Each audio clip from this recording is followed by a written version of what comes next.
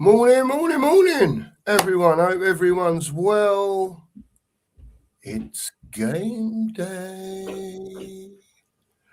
Off we go tonight to the cheat skiz to see if we can get a point at Stamford Bridge. Can we do it? Can we get that point? Send West Ham down tonight. Let's hope so. Sheriff, how are you this morning, mate? How's the old going this morning? I've not been yet, mate, but I can feel it. I can feel it in my stomach. I just asked you. Yeah, I can feel it, mate. The nerves are starting to kick in. Oh, yeah. You and me both know that it's not the happiest hunting ground for us. Definitely not the happiest hunting ground, but come on. Just a point, please, Tom. And I will say, I'm not sure if he's in the chat yet. I ain't gone through it. But it's Danny Kiriaku's birthday. So do it for Danny. Is it Danny's birthday today? It is Mr. Kiriaku's birthday. It come up on my Facebook. All I can say is, Mr. Kadike, if you're about, jump on, mate. Yeah. We'll even sing happy birthday to you. Yeah. How's that? It was Wember's birthday yesterday, one of our YouTube members, and we sang happy birthday to him. So it'd be nice to see you, Danny, if you're about. We're just going to say a few hellos and we'll get the link open. Big game tonight. Big game. Massive game for Tottenham tonight. Yeah. And probably more important in the Europa Cup final. Yeah, it'd be lovely to go to the Bridge though and get a point, wouldn't it? Oh, I want to go there and smash them. Well, there is that. And what you've got to remember as well, we're unbeaten in 4. And in the last 7, Chelsea have lost 6 and 1, I think, or 1-1, whatever it is. Yeah, they drew with Liverpool, didn't they, at the weekend? Yeah, they're not in great form, you know, to be honest. They're really not. But, yeah, we'll see what happens. I'm looking forward to it. I'm looking forward to it in a way. Now, before we start with the comments, mate, in a way, weather report. Have we done the weather report? No weather report yet. We'll do that when we get to Kate Rixon's comment because hug and weather. Well, we even after the first one. Well, even after the first one, yeah, go for it, mate. Go for it. Here we go. Big up, Pete. Pete's in this morning, 7:56. It was a late one this morning from Pete. He says, "Morning cookies, Sheriff. Big up to all those in the chat. A wet and miserable day in Bournemouth today. Sheriff, what's the weather like where you are?" We have had some rain. It's not raining at the moment, but it's very cloudy, mate. And it's a bit windy. My weather report is it's been pissing down all night. It ain't stopped. At least I ain't got to worry about watering me flowers up the allotment and me cabbages and all that because I don't need to. But I've got to go in the greenhouse and water all that stuff. And plus, them water butts are going to... They're going to fill up again. They run out, mate. Do you know they ran out? My main one for the shed, right, I barely used. And it was getting full up, like not a little one, the big size one. Yeah.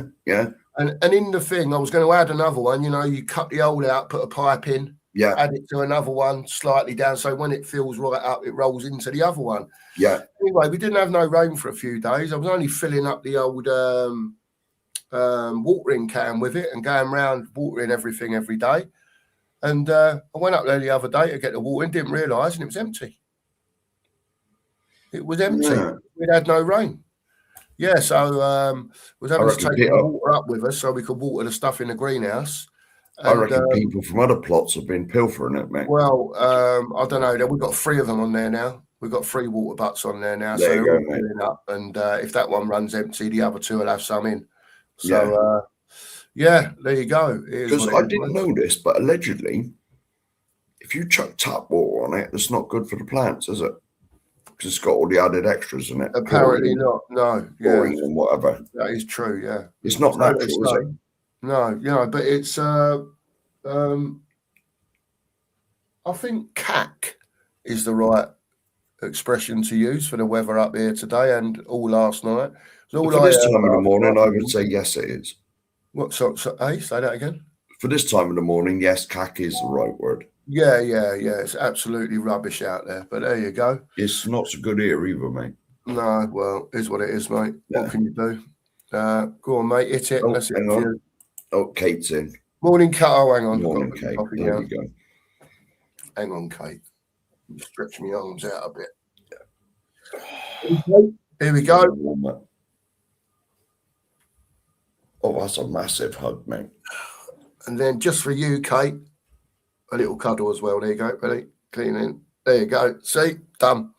Hug and cuddle, Kate, today. What can I say? Morning to Kate. Hope you are well this morning, Kate. Always in here. And then she every says, big up it's to you. 10 degrees. I'm not sure. It says 14 on my laptop here. Oh, well, there you go. Yeah, it's probably a bit of difference up and down the country, depending where the rain is. And well, it's always a bit warmer down here, isn't it? Yeah. Yeah, well, we're at that time of year that now, I mean, we're talking about middle of May, aren't we? It shouldn't be sort of 3 degrees like it was last week in the middle of, at night time. Well, there was frost down here. Yeah. So 10 degrees probably about right. Kate, 10, somewhere between. Not where I live, but I saw pictures of the surrounding area and there was frost, like out in the countryside and that. Deep joy. Yeah, lovely. You love a bit of frost. I don't. I hate it. I hate the cold weather. I hate the rain, mate. It makes my arthritis play up. Something terrible. And cold, when it's coming, before it gets here, where the pressure drops, the air pressure drops, and honestly, I feel like I've been beat up inside. The arthritis, it just tenses all the muscles up, and then everywhere. And you'll go to walk, and it feels like all your hamstrings are tight, and your calves are tight, and everything, even your toes hurt, mate. It's shit. Go careful, mate. Go careful, mate. I can't say they won't give me nothing for me arthritis, because I'm on blood thinning tablets for blood clots. Yeah, so they can't give me arthritis medication when you're on long-term blood thinners, which I am on for the rest of my life. So I don't know how they're going to get around that, but they've told me they can't. God, mate, we want to watch it, mate. You'll be out with ACLs and mate, it's horrible. Even your fingers and that. Look, you bend your fingers. Yeah. I can't make a really tight fist because I can feel it all across my fingers here. Yeah, but you were saying really pulling. Do you know what I mean? It's horrible. I was going to say, well, you were saying to me, like that hand, you got no feeling in it. No, it's been numb for about 6 weeks. Jesus, man. Gradually, as it's gone, it sort of started off with this finger here. Let's put that down. Sort of started off with this finger here. Then I got really bad arthritis in this bit in my hand here. But this whole hand now is just numb. I can probably punch that wall and I wouldn't feel anything. I've got to be careful with it up the allotment. I've got my hand trapped in the thing. I know it's only little. I've got the the little window thing that you have in the top. The catch had broke on it. Anyway, I'm trying to devise a way to keep this window open, and the actual handle shut on my hand, and I didn't even know it had done it. So I've got the weight of the window and the thing, and it's on there, and in the end, it pushed that hard through the thing. I thought, shit, what's that? You know what I mean? And it was didn't really cut me or anything, but quite when I saw where the pressure of that had been on there. Bit bruised. Bit bruised. It is what it is. Anyway, enough allotment talk. Let's get on the football. Let's say hello. Big up, Kate. Morning to you anyway. Yeah, morning, Kate. Paige is in. Paige is in every day now. She loves YouTube it. member. Yeah. YouTube member. Oh, I'm Pete's YouTube member. Yeah. There you go. Paige always leaves a message, even if she can't stay. So big up to Paige. Hope you're well. And hope you're feeling better, Paige. Hope you're feeling better after your little fall the other day. And you're getting back to normal. Big up to you. Yes. Anthony's in. Big up, Anthony. Morning to you, mate. Big up, mate. Good morning. The nerves are in. The nerves are starting, Anthony. Yeah. Let's hope we can do something. As it gets, to be honest, I've always been like this. When we play them or the lot down the road, I always get nervous. Always. I just think there's so much on it, Mark.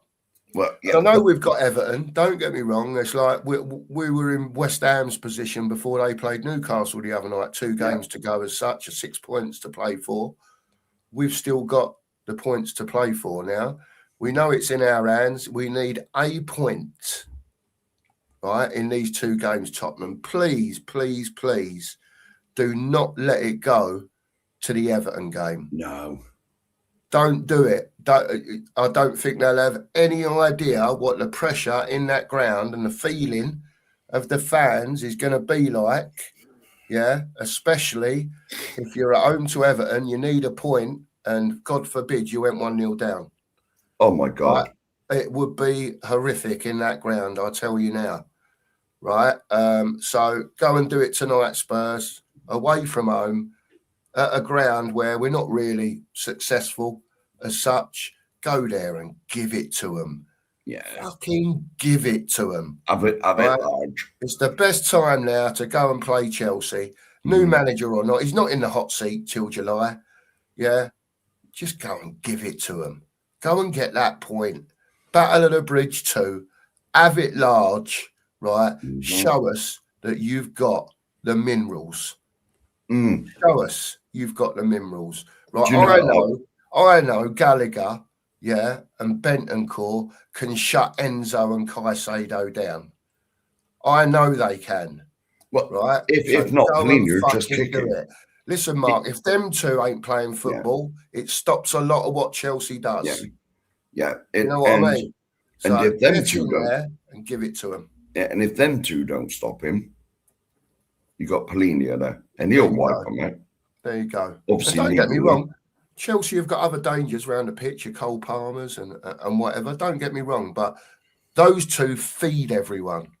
Right, so if you can stop them 2, yeah, you'll stop Chelsea, and we've got the players if they're on it to stop them. Yeah. That's what I was going to say for this game, and whenever we play that lot, the other lot as well, I always get super nervous because I know, as a Tottenham fan, those 4 games of the season, home and away to the pair of them, are the biggest. Yeah, they are the ones that mean the most to me. That is the difference between me walking in a pub like with chest out and strutting about, or just sitting in the corner being miserable and everyone taking the piss. Yeah, I know. You know what I mean? Like, when we beat one of them, ain't happened for a while. I'm shameless in the pub. Absolutely shameless. People have said to me, why don't you just go home? Just go home. You're annoying now. Just go home.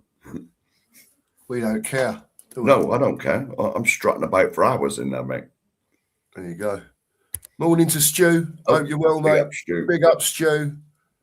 Big up, mate. Hope you're well this morning. I'm scrolling as well, mate. I'm scrolling. Logan's in. Big up, Logan. Big up, you. Super Logan this morning.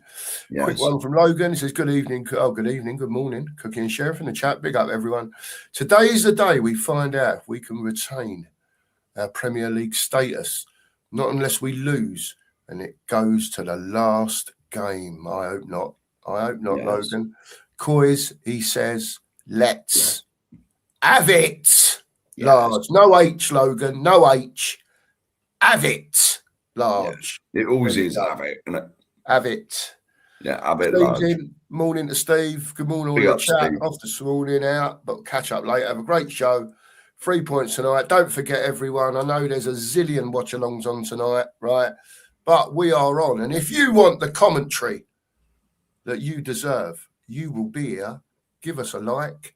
Give us a comment. Let us know you're about. And you'll get the commentary from here tonight. You'll get all the emotions from here tonight. If you heard the Newcastle commentary at the weekend, there'll be plenty more of that coming tonight. Don't you worry. And I've already decided, mate, that there may be a bottle or 2 of Amstel watching it. Oh, right. I've got some in the cupboard, mate. Why not send one over? Yeah, I can get it up, man. Yeah, send one over, mate. We'll have some of that. Let's crack on with these. Jimmy, big up to you. Hope you're well this morning, Jim. Shit up here, the weather this morning, Jim. I'm sorry. It's proper cack, honestly. Wembers is in. Big up, Wembers. Hope you're well this morning. Hope your fish and chips went well last night, my man. for your birthday. Morning, all my great fear tonight is so much that we'll lose, which I think we will, but that we'll drain and injure ourselves so much in the process that we'll have less left in the tank for Sunday. Well, that is something we have to think about, Wembers, to be honest with you. But at the same time, right, there's 2 games left, right? For me, as long as Paulinia, Bentancur and Gallagher don't get injured now, I think we'll be all right. I do, honestly. As long as there's nothing, mate. Go on, Mark. Go on. Yeah, no, in something that's got to be considered, Chelsea only played Saturday. Yeah, there's that as well. I'm not sure what the new Wembley pitch was like, but can you remember what the old one was like when it used to drain you? Yeah. I'm not sure. Obviously, the new one might be a bit better, but the old one was massive, wasn't it? It was a massive pitch. Players used to get nagged on it. Yeah, but don't forget they've got 350 players in their squad. Well, there is that. They'll probably play completely different. You know what I mean? Yeah. I mean, I'm sure they'll have some fit ones that never played on Saturday that will be able to play tonight. Didn't they sign people that they couldn't even register? Yeah. So many players, mate. So many players, but like I say, it is what it is. And I don't give 2 monkeys who they put out on the pitch tonight. Get out there and stuff them. Give it to them. Yeah. Come on, Tottenham. Yeah, put it this way, mate. I've said on a few shows, I'll never like Arsenal because they're our rivals, but my hatred is always that lot. Always. I just despise the team. Plus, there's quite a lot of Chelsea fans that live here. And I know most of them. Big up to you, Wembers, by the way. Big up, Wembers. Yeah, Kate's on one this morning. I could be on one this morning. Sheriff's on one this morning. And no doubt, whoever comes on might be on one this morning. We'll see. We'll just keep going through the names. We'll get you on in a minute. It won't be long. It's difficult to do when everyone's waiting in the background saying hello to people. So we just decided to do it because it's one of the things that we do with our show. Marianne, good morning to you. Original YouTube member. YouTube member. The original one. The original one. Marianne. Let's get that now. Yeah, absolutely. Sorry, I'm getting there. Rodney, big up to you, always in. Big up to you, Rodders. Hope you're well this morning, Rodders. Not too nervous, I hope. Mario's in. Big up to Mario this morning. He's always in as well. Big up to you, Mario. And the legend is in. Is Aussie Ange, right? I've got to say, Aussie Ange last night, he was hoping for a 1-1 Arsenal-Burnley. Got it slightly wrong. But the positivity was nice, Aussie Ange, as I said in the little message. He says, "Hi, panel, hoping City win tonight to take the race to the final day. Burnley let us all down. Crystal Palace should be more of a test than Burnley. All we can do is pray. I am convinced Arsenal will bottle it." Now, I didn't watch any of that game because I went to bed early, mate, because I was absolutely nagged.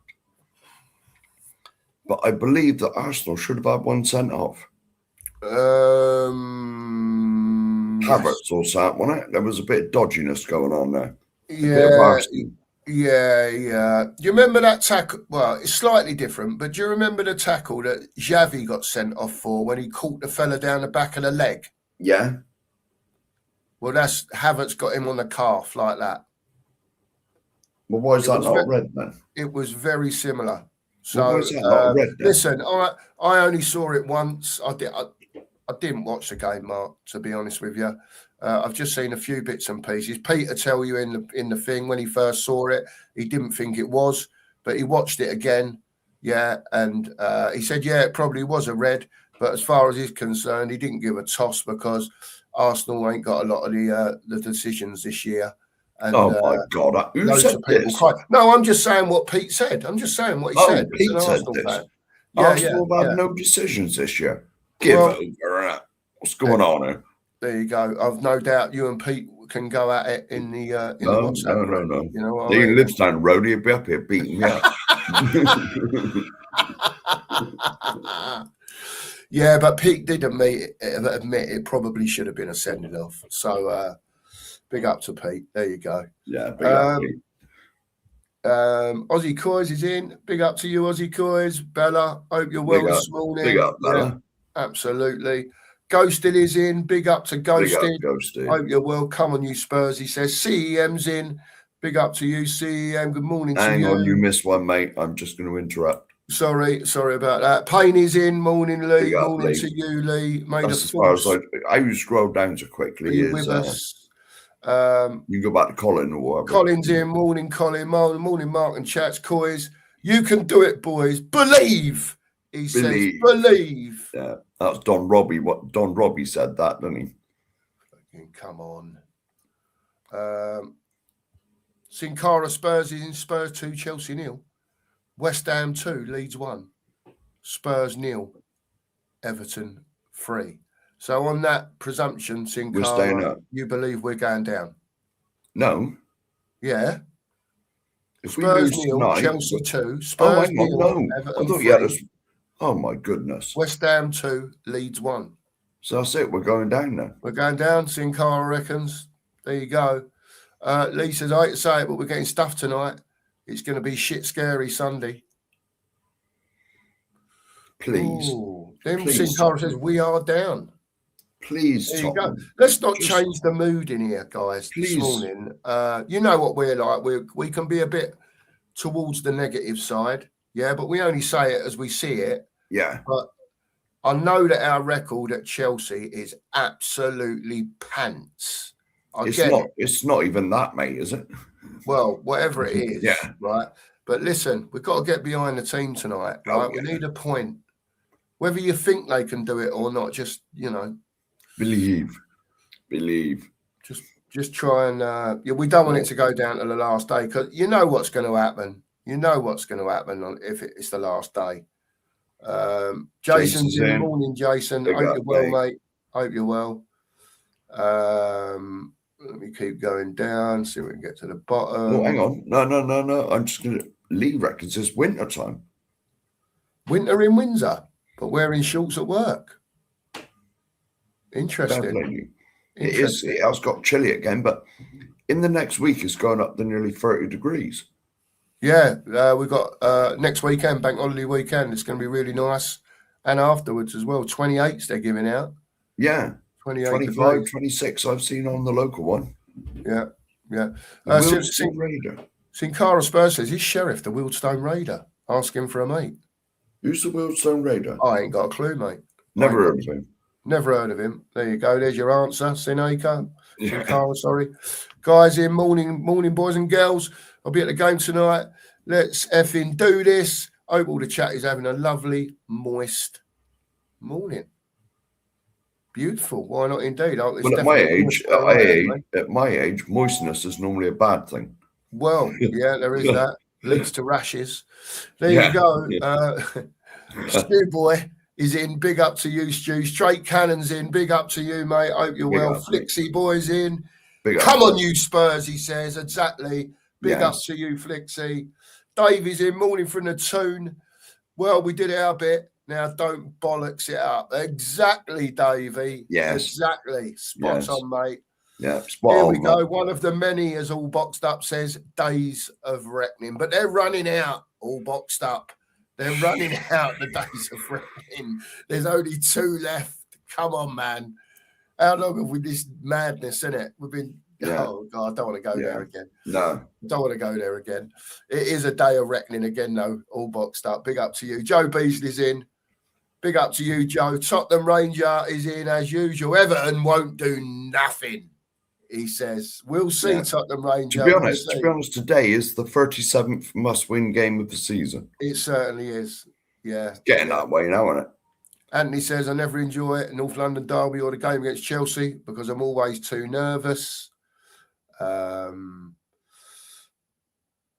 Sin Cara says, we deserve to go down for sacking Ange. There you go. There's an opinion. Big up to you, mate. If he'd still been here, I think we would have got relegated. Well, yeah, that's an opinion. Scott Calvert's in. Big up, Scott. Morning to you. Big up, boys. Massive week. Scott. I think it's going to the last day of the season. You could be right. Machina Joe's in. Moyes won't do shit against Spurs. I hope Richarlison scores again against Everton. I'd be very happy if Spurs put 5 past Moyes. Yeah, Joe's not happy with Moyes at the moment. It's all sort of fell off a bit at Everton over the last few weeks. But, there's nothing like playing Spurs in a relegation decidal title, Joe. You know what I mean? And listen, with our own record, mate, anyone can beat us at home. Oh, Christ, yeah. Anyone. You could send the women's team down there, have a good go. Oh, mate. Honestly. But all I got to say is, if it goes to the last day, you know that heart medication you take? Yeah. Could you post some of it down there? Well, I could do, yeah. Because I think I might need it as well. There you go. Tom Kingham's in. Big up to Tom. Maresca is going to City, he says. Yeah, Pep's leaving. Yeah.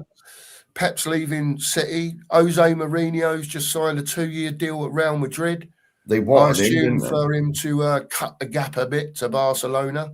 Yeah, Barcelona romped away with it over there. 20-odd points clear in the league this year, Barcelona. It is 20-odd, isn't it? Yeah. So I imagine Jose's been brought in to straighten that one out for next season. Well, we're on about rivalries in this country, mate. Barca and Real Madrid, mate. Jesus Christ, that's on a different level. Yep. There you go. Daniel's in. Morning to Daniel. Razzle's in. Big up, Razzle. Hope you're well this morning. He says, Richarlison has not made the Brazil squad for the World Cup. I don't know why. Maybe it's because he's shit, Razzle. That might be the reason. I've got an answer as well, mate. I've got an answer to that. Go on. It's because they checked his passport and he's like Bolivian or something. You nicking my words, aren't you? Nicking my thing, aren't you? Bolivian. No, I always said he wasn't Brazilian. Oh, all right. Where was he born in the plane? Oh, I'm not. I don't know. I don't think he's even Brazilian, mate. Yeah, he was born over Bolivia, but landed in Brazil. Ah, I see. I don't know if he was. Plane. No, but all I'm saying is, from the Brazil teams I remember growing up watching, yeah, he wouldn't have it. He wouldn't have it. He wouldn't have the. He'd be the water boy. He ain't no Jarzinho or whatever the geezer was called that used to fly down the wing and hit 40 yarders in and all that shit. Zico and all them sort of players. Yeah, Zico, Jarzinho, all that lot. Socrates and all that sort of stuff. Oh, proper players, mate. Well, they weren't bad, were they? You'd have a bit of Socrates in your midfield now, wouldn't you? I implore everybody, I'm sure it's on YouTube, go and watch a documentary about the 1970. I know that's the year I was born, but the 1970 Brazil World Cup squad. Even the one from 82, I think. That was Zico and all that, wasn't it? Yeah. Just go back in time and have a look at some of these players, what they were doing. My good Lord. Like, I know they call it samba football, but that was an understatement. Yeah, it was. It was tasty, wasn't it? It wasn't too bad, was it? Yeah, very nice football. The only person, well, I'm very biased, but the only person that I think from this country that may have got in their team is Glenn Hoddle. He'd have fitted in. And that's how good Glenn was. Yeah. When we say how good Glenn was, and then we talk about Brazil, and their flair and their all that stuff, that was Glenn. Glenn would have fitted like a glove into that team. Any of them teams. I agree with that. People don't know how good Glenn Hoddle was. You get snippets of it, but we're lucky to have seen him for years. Yeah. Do you know what I mean? And when he left, I was gutted. I cried, mate. I was gutted when he left. 1987? Was it 87? Yeah, 87, last game against Oxford. Yeah. Yeah. 1987, I cried. Glenn was my hero growing up. Yeah. I was obviously before I went in hospital, so Mabs was in the team then, but I hadn't been in hospital, so he was another player. Sorry if I've missed anyone. I don't know if I've said hello to Jane this morning. Morning to Big Jane. Up, Jane. I hope you're well, Jane, this morning. Let me just keep flicking through because there's a shitload of you in here this morning, to be honest. Joey's in. Big up, Joey. Not conceded a red card or penalty season. Fuck off with the bias. Be honest. There we go. Angus is in. I ain't seen There you for we are. ages, Angus. Hope you're well. Big up, Stone Angus. Cold Almighty, but well tonight. Could be a night we'll never forget. For you and There us. you go. Yeah, it could be. Yeah, big Tim up, Man's Angus. in. Big up, Big up, Tim Tim Man. Man. Hope you're going well. You're well, fella. Going tonight and we'll sing our heart out to get the point we need. Mate, that's all you can do. Yeah. That's all you can do. And I know if you're going tonight, mate, and you're in that away section, that is what will be going on for the best part of 2 hours. Yeah. I know. So let's hope you lot get in behind the team. I don't know, fires a little spark, if you like, and gets us something. Give it large to the Rudolph's Chelsea in this lot as well. morning. He says, no, Burnley didn't let us down. Refereeing did. A definite red card not given. The corruption in football is unacceptable. As all the Sky commentators said it was a red. They want Arsenal to win the Premier League. It makes you think that, doesn't it? There's a lot of shit decisions going on at the moment, to be fair. Well, and I'll be honest, you notice it involves them going their way. I mean, you only got to look at the one, and I know that affected us as well. We look at the one in the West Ham game. How is that not like, what's going on here? I don't know. My thingy on it is, Mark, what I always say is, and I've said it many times, when you're up the top, you get decisions, 90% of the time, when you're up the top, decisions go your way. And when you're down the bottom fighting for your life, 90% of the decisions go against you. It's just how it is, man. In all walks of life, it's like that as well. Yeah. Do you know what I mean? I honestly agree with Rudolph as well. Like, the powers that be, because Man City have won it, like, God knows what, 8 out of the last 10 years or whatever it is. Whatever it is, yeah. It's something crazy in it. But, like, they just want someone else to win it. Well, Scudamore basically said it on his interview. Nige played it, didn't he, on his show last night? Did he? I don't know. Scudamore, the bloke in charge, he said,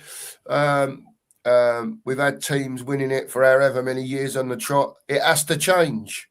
Yeah, but there you go. It has to change, he said. Basically, it has to change. We can't have the same team winning the FA Cup or the League Cup every year, whatever it is. Yeah. So, listen,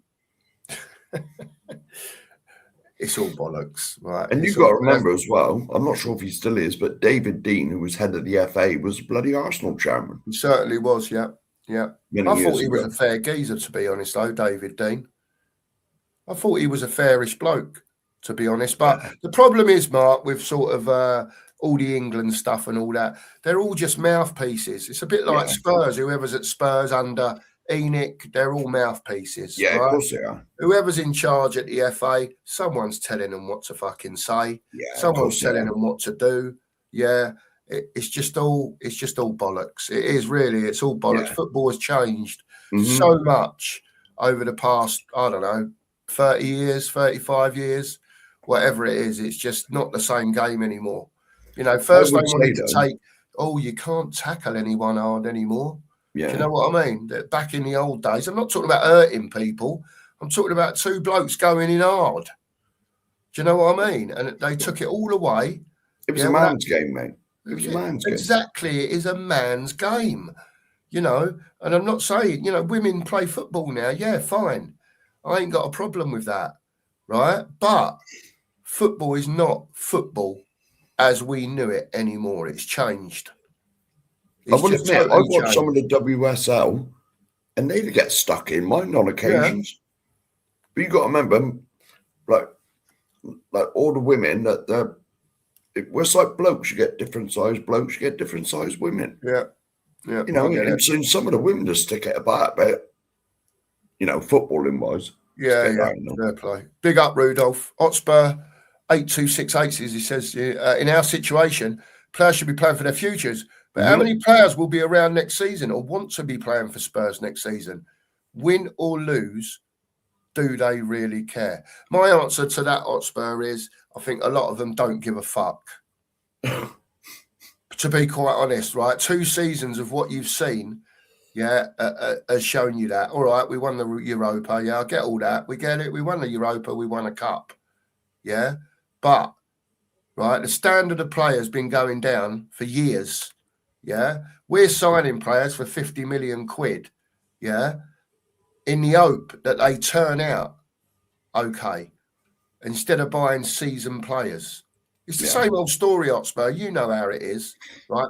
To me, a lot of them don't care, right? And you're correct. They should be playing for their futures. Yeah.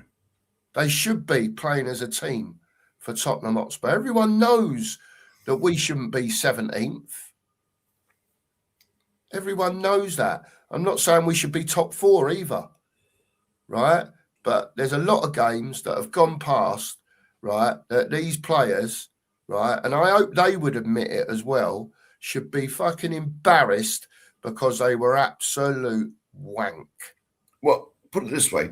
Saturday, when the Everton the Everton game, at the end of the game, they normally do, was it the lap of appreciation? Oh, yeah. Yeah. I wouldn't walk around there without holding, hang your heads in shame.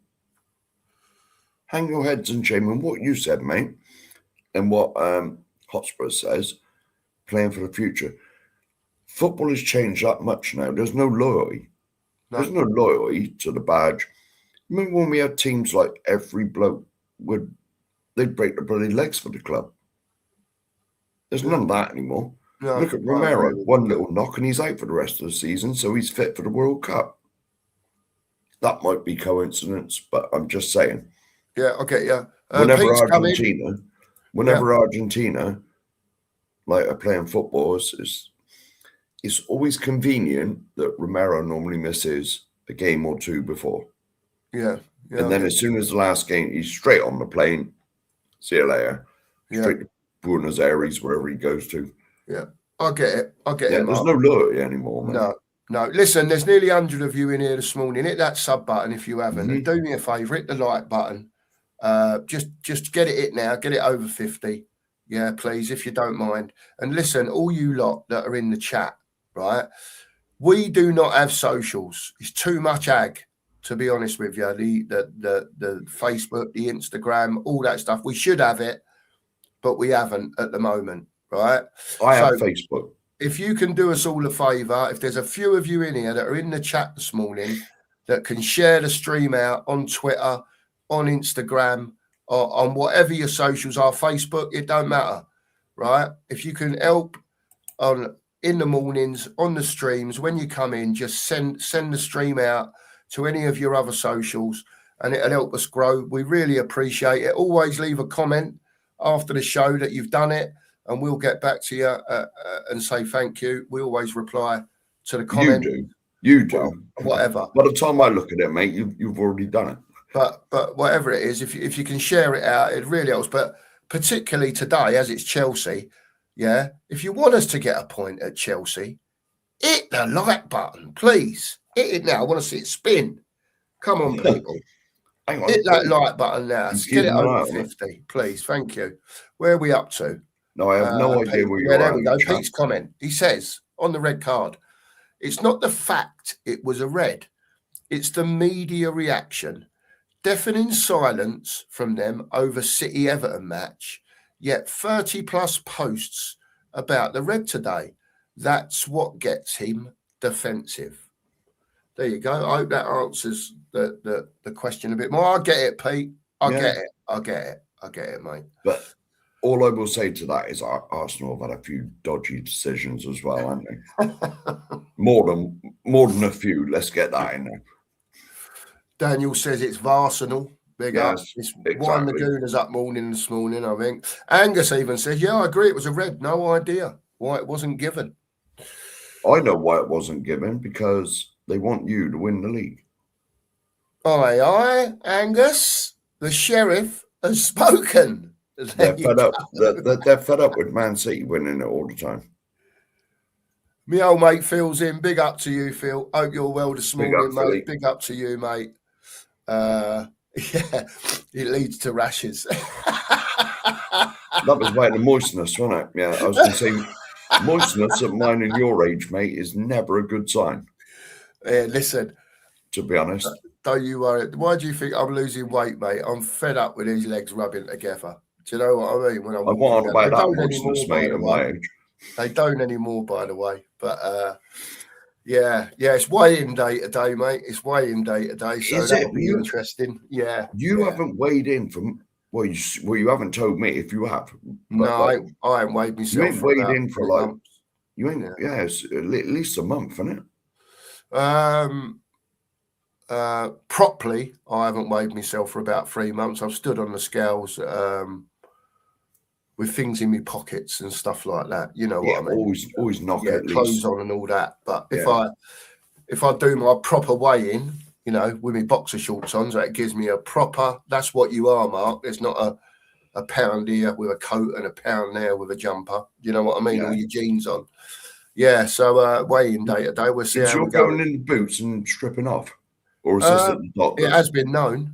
It has been known. Is this at the doctor's? No, this is not the doctors. The chemist. The chemist. The doctors have moved their scales unbelievably, so people can't walk in there and stand on them. And I said to him, why have you moved your scales? I said, the scales are there for people like me to come in and check our weight. Oh, too many people are coming in just standing on the scale, so we moved them. It's like, well, where do I go now then? Do you have to go and find somewhere else? That's the doctors. That's the doctors, mate. Yeah. Unbelievable. There you go. So Jane says, have any of you done the skywalk? I haven't. No. I haven't. I know my son has. I'm pretty sure my son's done it. I'll be honest. You know the way me and Mark feel. I wouldn't give him the tenner or whatever it is, to be quite honest with you. No, it's more than that, mate. It's about 30 quid, I think. Oh, whatever it is. Whatever. I wouldn't give them none of my money. No, they had 120 quid out of me for the 2 games that I went to watch the pile of shit against West Ham and the pile of shit against Nottingham Forest. They won't get nothing else from me again. That's different. It. I had to go to see it for myself, Mark. Mm-hmm. You know what I mean? Live. But is what it is, mate, at the end of the day. And there's another thing, yeah. I don't know where you are in the chat. Yeah, about there. What you do is, I think it's somewhere near the club shop you start. But up the side, if you're looking at the ground from the high street, if you look towards the south stand end, there's a little pathway, there's a little gap with all them. Remember when Chris Carlin was doing his things on panels and that being put on the stadium? Yeah. When they were building it? Yeah. There's a gap and there's a little strip. You walk up there, obviously with a lanyard, not a lanyard, what's it called? A safety thing on some rail. You walk up there and it leads you round onto the roof. And you've got one of these harness things around your waist, so you sort of clip it on a bar and walk along with it. Yeah. And that's how you get up there and get back. Right, okay. I've not done it, but I've just seen it. Yeah. It's not I've seen it anyway, on YouTube videos. And yeah, big up, Jane. Morning to you, Jane. Dexter's in. He says, Arsenal about to win the league, and it won't even be the biggest story of the season.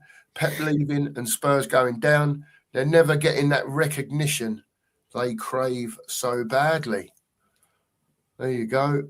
Let's have a look, see if there's any more quickly. I'm sure there is. Spurs Glory's in. Big up to you. He says Jose will sort Real Madrid out.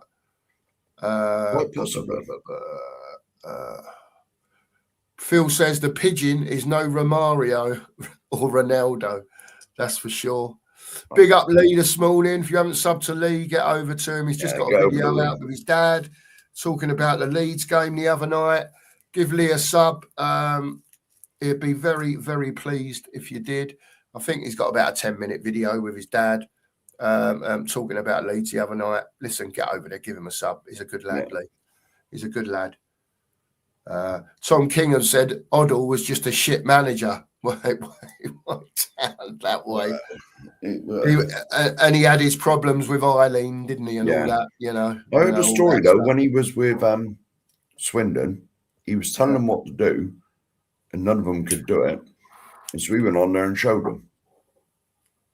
Yeah. By the first touch and all it, but as a player, absolutely sublime. Yeah. Quickly, Marianne says 1982 Brazil team was great. Lots of outstanding footballers who played the old Brazilian way. Big up Marianne. John Ratcher's in. Good morning, all. Will Richie be more keyed up to prove something after being left out of the World Cup squad? Maybe Conor Gallagher scoring a late goal to secure our safety would be rather nice. Absolutely, it would, John. Daniel Field says, can we check Richarlison's passport? Absolutely. I think Daniel. that's why he's not in the Brazil squad, mate. They checked it and found out he's from Bolivia or Chile or something. Yeah. Click up. No one should be getting banned. People may get timed out. Yeah. If they say something stupid. Yeah. That's for the mods to decide. No one gets banned. Yeah. The only person that bans anyone in here is that bloke there next to me.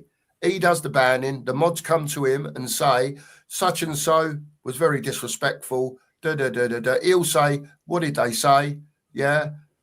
And then he makes the decision. It's as simple as that. Killer. To be honest, I want no one banned from here because obviously we're trying to grow the channel. Of course we don't. But the rules of the channel are attack the opinion, not the person.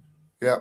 Any, and so racism, no racism. No racism, none of that whatsoever. Just be nice.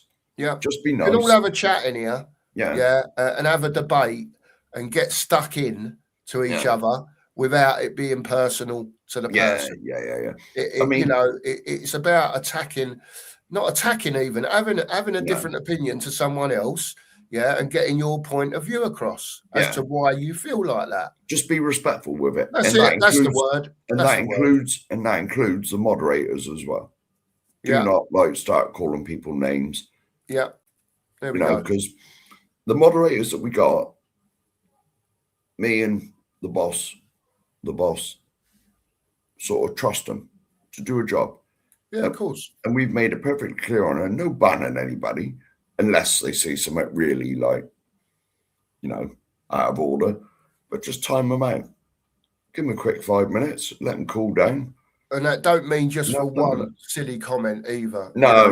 People a chance. You can give them a warning in the chat, whatever, without timing them out. You know what I mean? I mean, we get that many comments in here now. When I'm scrolling through them or Mark's scrolling through them, I've seen the mods in there. Look, please don't say that. Yeah. There's your warning. Yeah. Right, let's crack on with the football. Yes. Big up. Corey's in. Big up, Corey. Players back then were battle-hardened and played the game the right way. Of course they do. Sorry if I miss anyone's comments. Marianne says, Oddle was a fantastic player. I was at White Hart Lane for his last home game for us, and I'll carry that on for you, Marianne, when he picked the ball up just inside the Tottenham half, nutmegged the defender that approached him, went through, got to about the 18-yard box, and Peter Rucker come out. He dummied him, sent Peter Rucker the wrong way, walked the ball into the net, and that was the last. And he ran to the Paxton end, didn't he? Of Glenn. That was at the Paxton. What a player. That was at the Paxton end as well. Glenn Hoddle. Yeah. I'm sorry, people, but Glenn Hoddle, what a player. He's never seen anything like it. I've seen some big players play football, right? But the elegance and the grace and the skill and the vision of the bloke is just unbelievable. Sorry, I'll keep going on about him, but Glenn was born in the wrong era. Yeah, he was. Because at the time, England only liked the hard men. It was pump it up long. In the midfield, England only loved the hard man. It was kick it long, have a bow, and then try and score a goal. I've always said if Glenn Hoddle was Spanish, French, Italian, he'd have had 100 caps, 200 caps for his country. Who knows? He was born in the wrong country. I mean, he managed to get whatever it was, 50-something for England, didn't he? You get 50-something caps for England. I'll tell you what, Ron Greenwood hated him. Yeah. He weren't Ron Greenwood's cup of tea because Ron Greenwood wanted those Brian Robson type players. Yeah, big arm. You know what I mean? In his midfield, he didn't want elegance and skill. He weren't all about that. You know what I mean? But listen, I think Mark's right. Any other era, he was 20, 30 years ahead of his time. Honestly, he was. He was just majestic. Some of the stuff that he did. And I'm not talking about. I used to watch the geezer in training. You know, when I was a youngster, I used to go down Spurs and watch them training regular. That's when you could just walk in the training ground, wasn't it? Yeah, You you used just to walk sit in on the a training hill. ground, sit on the mound, and they'd be training about maybe 60 or 70 yards away on one of the pitches. But when they come off the pitch, they do autographs for you. You could talk to the players if they was in the mood for it. Do you know what I mean? Most of us were just young kids there or young teenagers. You know what I mean? And just wanted to watch proper footballers play football, you know? And yeah, it is what it is, man. It is what it is. It's one of those. Si's in. Morning to you, Si. Big up, Yesterday was a disgrace. No surprise. Just praying that we are refed fairly tonight. Golden Sun's in. Big up to you. Everman's in. Big up to you. Hope you're well. Dingo Yid's in. His pupper's going today. Big up to you, Dingo Yid. I think there's a lot of squeaky puppers flying about today, Dingo. Yeah. We'll see. Hope you're well, Dingo. Drewler's in. Big up to Drewler. Big up, Drewler. Hope you're well, Drewler, this morning. Hope you're feeling better as well. Say that again. Hope she's feeling better as well. Yes, Drewler. Hope you're feeling better as well. Jason says 85 points wins the Prem this season. Poch got 86 in 2017. There you go. Don't get me started on Poch. I'll tell you what, Mark, can you stick the link in, mate? Because we are an hour in and we ain't even got to put the link in yet, mate. Let's go to George. George is in. Big up, George. Before people come on, I just want to address this one.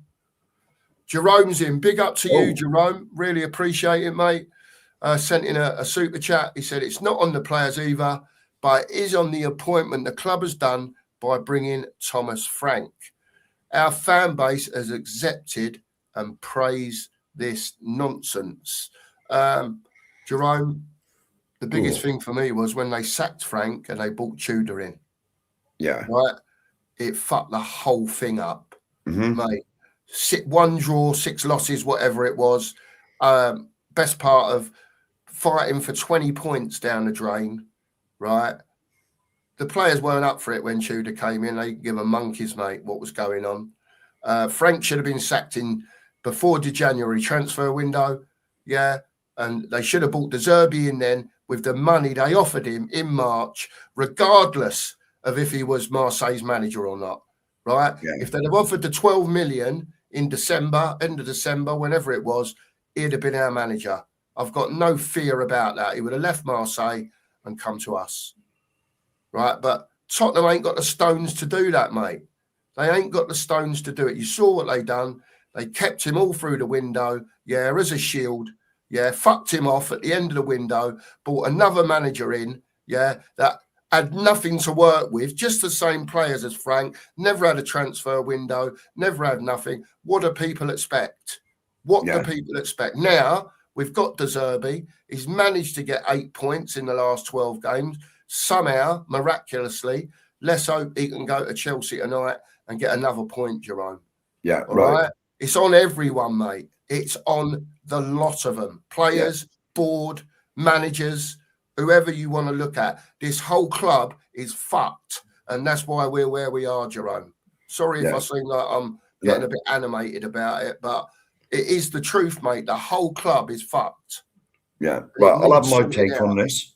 Firstly, Jerome, thank you for the super chat. Absolutely, Jerome. Thank you very much. Now, when Thomas Frank turned up at the start of the year, we all heard, he changes tactics, he's this, he's that, but it turned out he wasn't.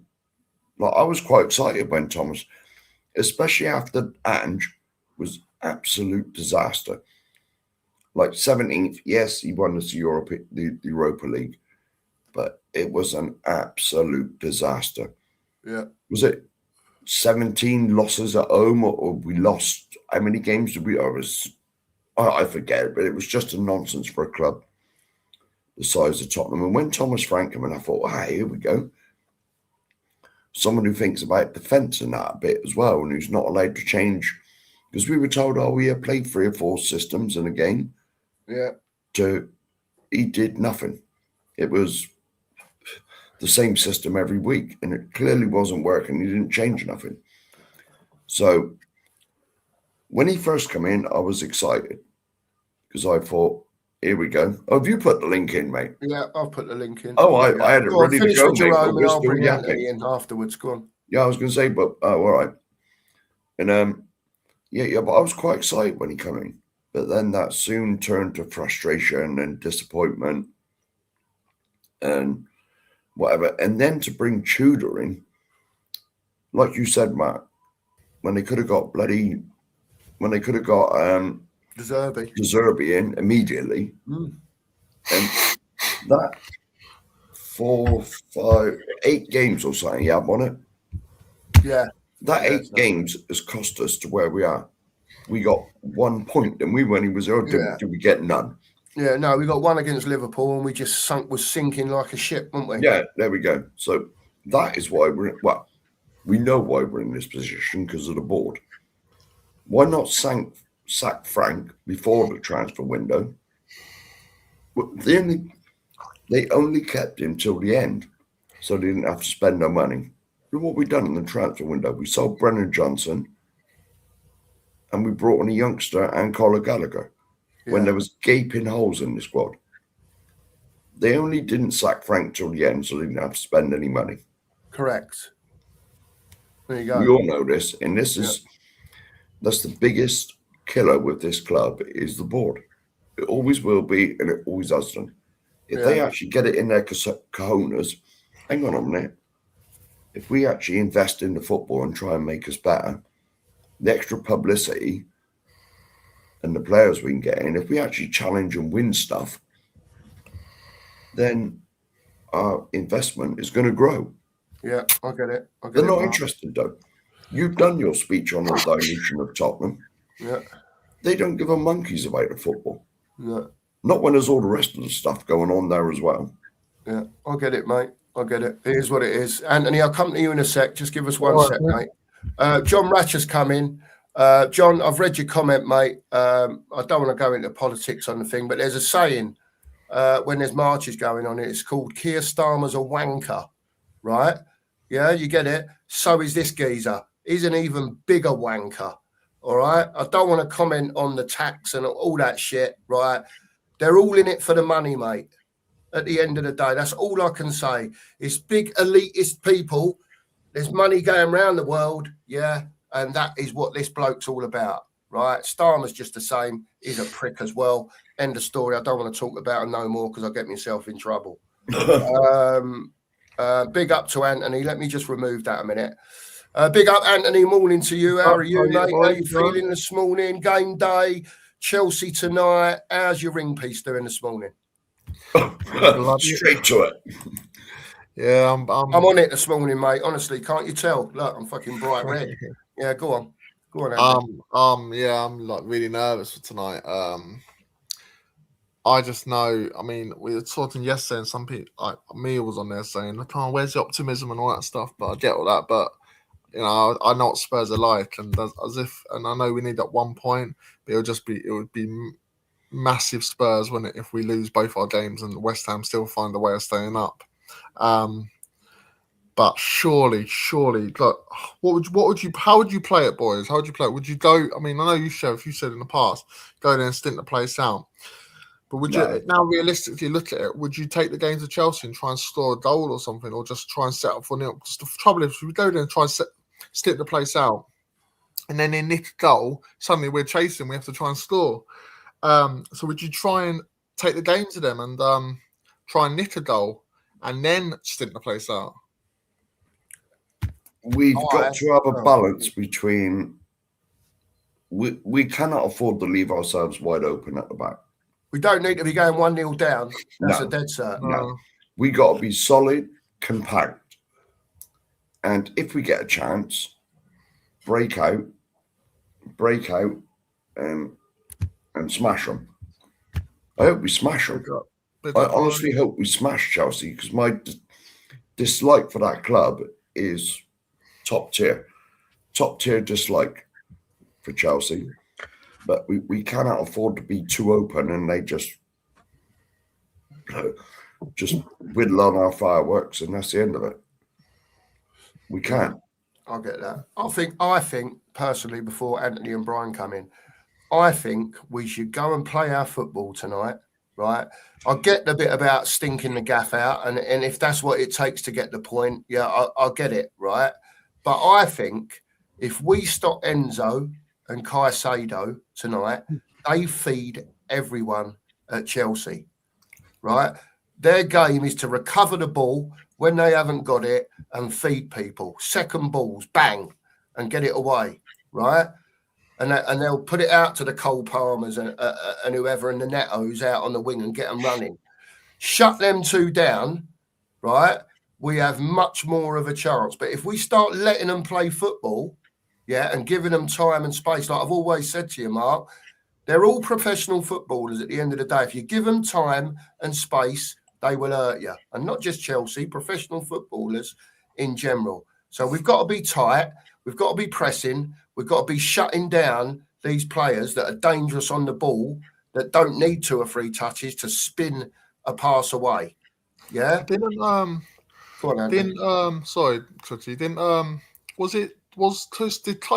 play under De Zerbi?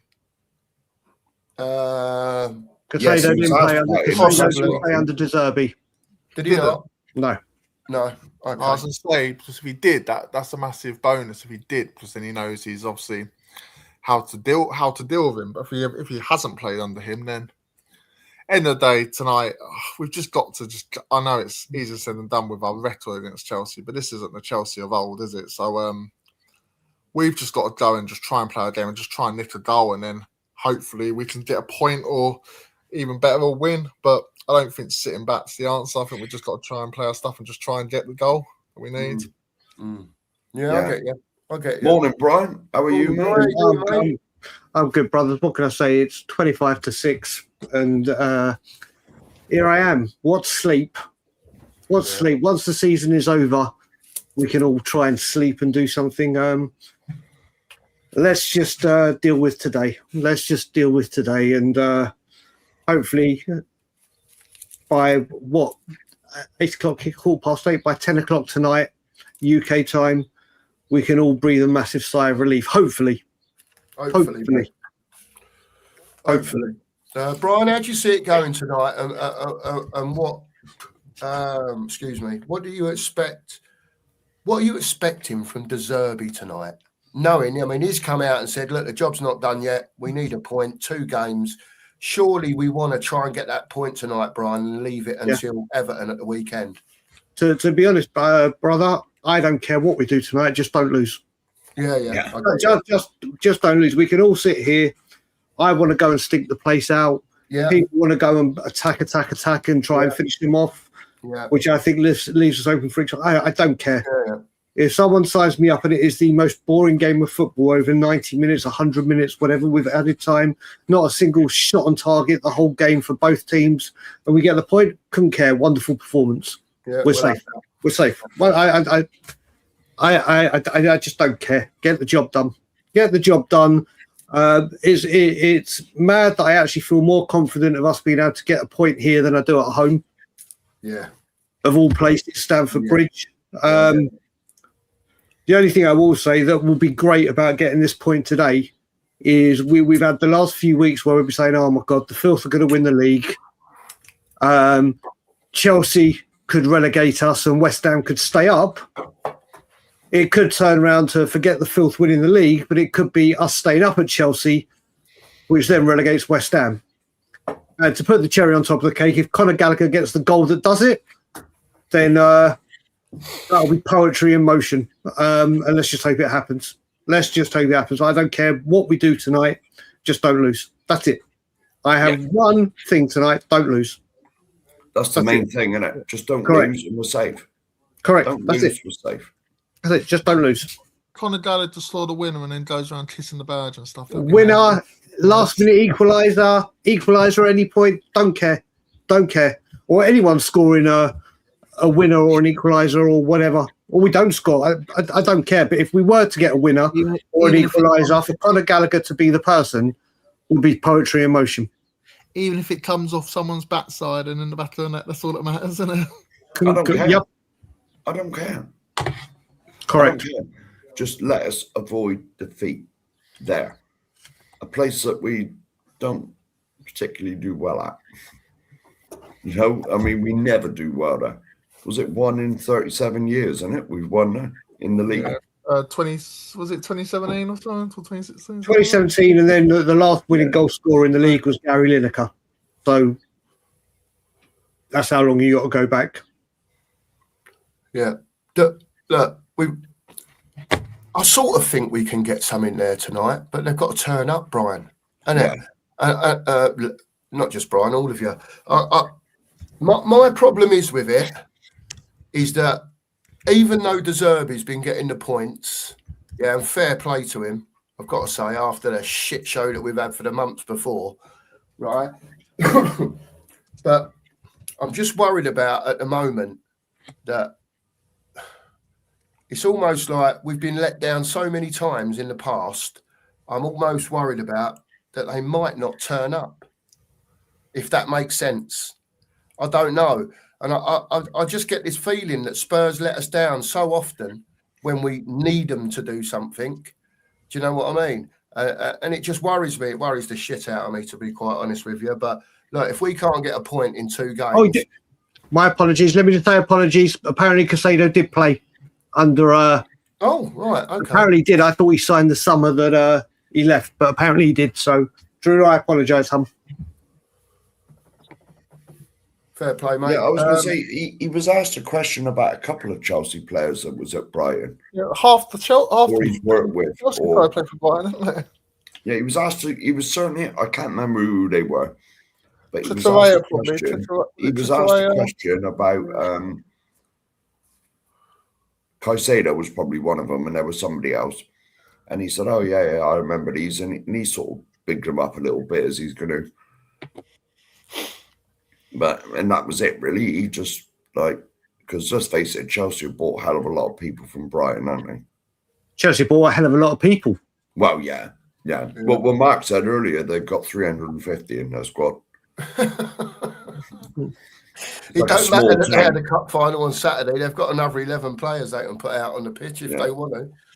You watched Garnacho tonight. He's stunned the place out since he's gone to Chelsea. You watch him put in a performance tonight. He'd be on the left, wouldn't he? Will he be on the left up against Porro? Palmer will turn up tonight, won't he? Oh, you know it. You know Palmer will turn up tonight. You know he will. Well, whether the players know it or not, the fans will certainly let them know it, that this is a massive game. The dislike between the fan base is enormous, and I don't even feel that between the Tottenham and Arsenal fans. The dislike between the Tottenham, especially at the game, is immense. Yeah. We hate them, and they hate us.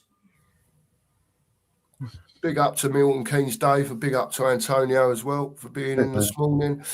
Change of team, chaps, or just keep the same team? Are you with Paulinia, Bentancur, Gallagher as your midfield? Absolutely. Yeah. For me, we've been calling for men for a long time in this relegation battle. And to me, I think he's just got to stick with what he's got at the end of the day. Just stick with the same team, keep going, let them keep playing together, and hopefully something will work out for us, chaps. No positional changes anywhere. I don't think we've got injuries of such as we. And what about Maddison? What do you see happening with Maddison tonight, everyone? Half hour, second half, something like that, if it's required? Yeah. It depends how fit he really is. I mean, you'd like to think the medical team know that, but I don't trust them either. Yeah. But, I mean, this is the one game, though. We know what goes on when we play that lot. Challengers will be steaming in, or they normally do when we play Chelsea. So I just don't want him to go on now. Someone wipes him out immediately and he's knackered again. There is that, but at the end of the day, right, we, like you say, Mark, if he's fit enough to play, obviously he's not fit enough to play 90 minutes. But he came on the other day, had 15, 20 minutes. Apparently he went off a bit sore, missed training for a day. Let's see. I've got no doubt he'll be on the bench tonight. And if we need him, mate, and he's got 20 minutes in him, you've got to have him on at the end of the day, haven't you? For me, anyway. So it is what it is. We'll see later on. I'm clicking on things here that Sheriff Smiles in front of me here. Don't know what's going on. I was going to say, I've ignored some of the chat, mate, because I think they're arguing and whatever. We'll just let them argue in the chat. That's all right. They're all right. Just be respectful. In the chat. We don't care. They can get on with it. That's what it's all about, isn't it? Yeah. De Zerbi, I've got to ask, chaps. Yep. If the worst did happen and we did go down, yeah.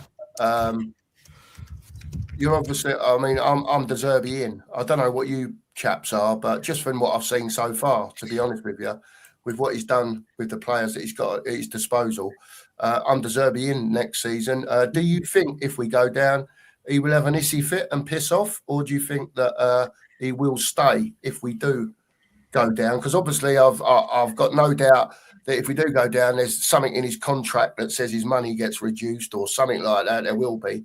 What do you guys think? I think he'll go. I'd love him to stay. I'm with you, Tookie. I'm De Zerbi in, but I don't think he'll manage us in a championship. Interesting. Right. Me, look, he has said for me it doesn't matter what league we're in. It matters that the people upstairs are on the same page as me. Yeah. And if we're on the same page, I'll stay. But like I said yesterday on Late Night Lily White, and like I've said since I've come back from my little break that I had, which was going to be a long break, but I couldn't stay away because of the ownership. The very second that this season is over and the final whistle is blown, I don't give a monkeys about transfers.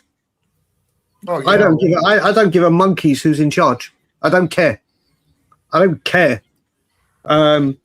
Because of this shit show of a football club will carry on doing what it's doing until the end of the World Cup. My focus, and it will be clear to see on streams I go on via my social media, is pressure and slamming the board every single opportunity I get.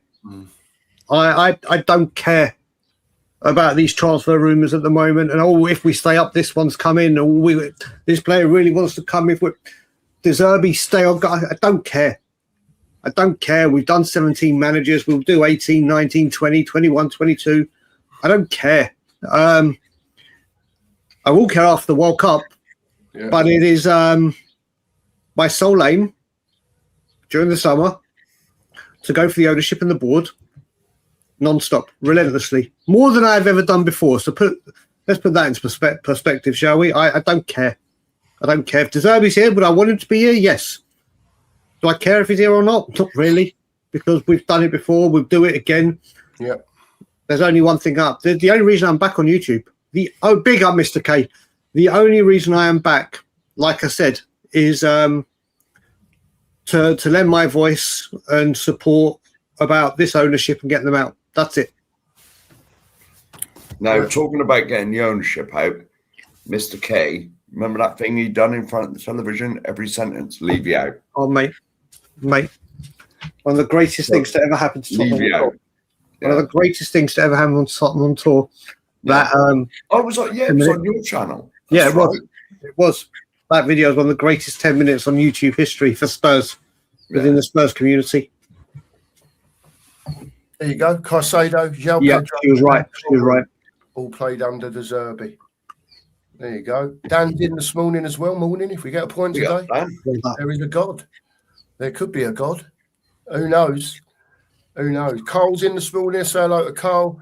Gallagher score the winner and do an Adebayor knee slide in front of their fans. We'll have some of that. And as usual, I've got to say this morning, Mr. Daigle at, I don't know, 10 to 5 or 10 to 6, whatever it is out where you are. 10 to 6. Having it large on the 2 marks this morning, telling people what it's all about. And all I can say is, Enoch out. Go on, man. Say it loud and say it proud. All day long. Let's get this point that keeps us in the Premier League. And then we can all set about the dogs that are running this football club. Get them out. That's what Quite I right. say. Well, I echo that. What the boss mate. said, I echo it. Do you think they will go though? Like, No, I just don't see them selling up anytime soon.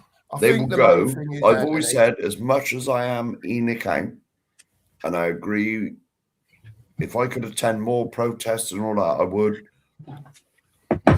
But they will go when they want to. But it doesn't hurt them to be reminded that they are crap and they got to take the football seriously. and if they're not going to leave, to change what they're doing. Yeah. Well, before you say that as well, Alan Sugar didn't want to go anytime soon, and then thousands upon thousands upon thousands upon thousands protested.